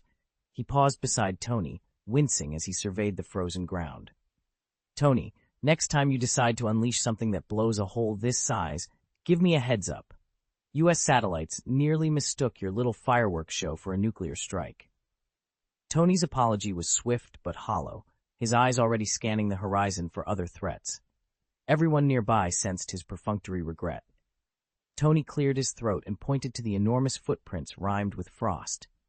"So, what do you figure made these giants?" Coulson stared at the tracks, his expression grim. "Call me old-fashioned, but I'm betting on Hydra." Silence settled over the team as they contemplated the scope of the threat, giants carried into battle by the world's most ruthless organization. The true danger, they all realized, was only beginning to reveal itself. Ethan, a Wielding agent standing to Coulson's side, frowned in confusion. But several of our own, Hydra operatives, all died in that blast. Hydra killing its own? That has to be Black Caesar's faction. I wouldn't mind a transfer there. Maybe I can get in on the action. Tony Stark gave Ethan a wry nod. Relax. I've already briefed Director Hill. She's sending a team out to recover any tissue samples for study. Coulson surveyed the crater gouged in the asphalt, the street still wreathed in smoke. Super soldier cells surviving those temperatures? He didn't buy it. Nearby, Stark crouched over the two fallen hammers, muttering to himself about their metallurgy. Then, without warning, Thor's armor began to glow with heat. Vapor curled off his skin like mist rising from hot metal. A surveillance camera swiveled, catching the uncanny spectacle. Coulson's eyes narrowed. Thor wasn't exactly human. Had the god of thunder just undergone a sudden mutation? And if so, what kind of power would a smoke man wield? Silence fell, broken only by the hiss of cooling steel and the soft crackle of supernatural heat. Everyone waited for Thor's next move. Sir, we don't know exactly, one SHIELD agent reported, voice tense. His body temperature is off the charts, and his clothes are starting to smolder. Is he in deadly danger? Coulson asked, leaning forward. Probably, another agent replied. He's clearly in distress, and we can't get close enough for a proper examination. Keep your distance, Coulson ordered, and focus on cooling him down. He turned back to the monitors. On screen, Ethan writhed in agony, his shouts echoing through the facility, yet the pain told its own story. Beneath his skin, his soul was locked in combat with a hellish flame. Unbound, that fire would simply burn itself out. But the sealing of Ethan's divine power had left only his spiritual core to feed it. With his soul as tinder, the inferno showed no sign of dying. Only Ethan's extraordinary will kept the blaze from consuming him completely. If it continued unchecked, would he be reduced to ash, or perhaps condemned to live as a flickering ember, trapped between life and death? Ethan pressed himself against the cool stone wall as S-Shield technicians frantically worked to stabilize Thor's battered form. Seizing the distraction, Loki slipped through the corridors, determined to claim Mjolnir at last. He'd tried before and failed, but now that his brother lay helpless, the hammer's enchantment might finally relent. He arrived at the armory's inner chamber and paused, barely daring to breathe. Mjolnir, he whispered, voice low as mist. Edging past the guards, he crept toward the raised dais where the enchanted weapon rested, but when Loki drew closer, his eyes narrowed in confusion. Two weapons lay side by side, the mighty hammer, and beside it, a long, slender spear. Loki's lips curved in a sly smile as he reached out. Gungnir? From the shadows, Ethan watched the trickster lift the spear. It hummed faintly in Loki's grip, but there was none of the awe he'd expected. In the Old Norse legends, Gungnir never misses. Its tip pierces any armor, any shield, with unstoppable force. Here, however, its power seemed muted, more like a prop than a legendary artifact. Ethan forced himself to stay hidden. If Loki noticed him, everything could unravel. As Loki turned the spear over in his hand, studying its runes, Ethan braced himself. Somewhere beyond the vault, Thor's faint groans reminded him that time was running out. And if Loki managed to master Gungnir, even in this weakened state, the balance of power in the realms would shift once more. The Eternal Spear is famed throughout the 9 realms for its unbreakable resilience and its ability to channel Odin's tremendous power. Not even Thanos, wielder of the Infinity Gauntlet, could snap it in two. Odin himself could swing the spear's iron shaft in close combat or unleash devastating bursts of energy from its tip. Yet, despite these formidable capabilities, the spear did nothing to augment the All-Father's own might. It was simply a conduit for his existing power. In fact, the Eternal Spear's prowess closely matches that of Mjolnir, Thor's enchanted hammer. In the original comics, Odin crafted Mjolnir for his personal use before bestowing it upon his son, so its power far exceeds what we've seen on the silver screen. Unlike ordinary weaponry, Mjolnir is permanent, a fixture of Asgard's armory rather than a borrowed tool. In the far future, when the universe itself teeters on the brink of oblivion, Thor still carries that very hammer. By then, He has become the greatest of Asgard's god-kings, and yet his weapon endures unchanged. Ethan, however, had no ambition to wield the spear's cosmic force. His only goal was to unravel the ancient forge's secrets and learn how such an artifact could be created in the first place. "Go ahead, then," Loki quipped, leaning against the workshop wall, arms folded. "Forge your own god-killer." The trickster prince raised an eyebrow as he glanced at Thor's twin hammers resting on the workbench. "Speaking of which, why does he have two Mjolnirs now? What idiotic stunt did my oh-so-noble brother pull that cracked his hammer in half?" Loki shook his head. "I can't wait to find out." Ethan's sudden intervention couldn't have been more convenient. Loki's mind raced at the sight of two mighty weapons laid out before him, the legendary hammer and the eternal spear. Two weapons, two chances. He lunged for the hammer, only to have the spear yanked from his path. "Thanks," Loki said dryly, though the courtesy rang hollow. As he reached for the hammer again, an unfamiliar presence made him pause. He turned sharply and found himself staring at a tall, handsome stranger cradling the eternal spear in one hand. "Who are you?" Loki demanded. Without lifting his gaze, the stranger replied, "Don't worry, Your Highness. I was just passing through. You can pretend I don't exist." Loki chuckled darkly. "Pretend you don't exist while you steal my spear? Are all Midgardian mages this arrogant?" With that, he drew two slender daggers from his belt, gifts from Queen Frigga's younger days, their blades shimmering with ancient runes. "Very well," he said, stepping closer and brandishing the daggers with a flourish. "Show me what magic you've got, baby reindeer." The stranger's quiet confidence was almost magnetic. Loki's pulse quickened. This would be far more entertaining than he'd bargained for.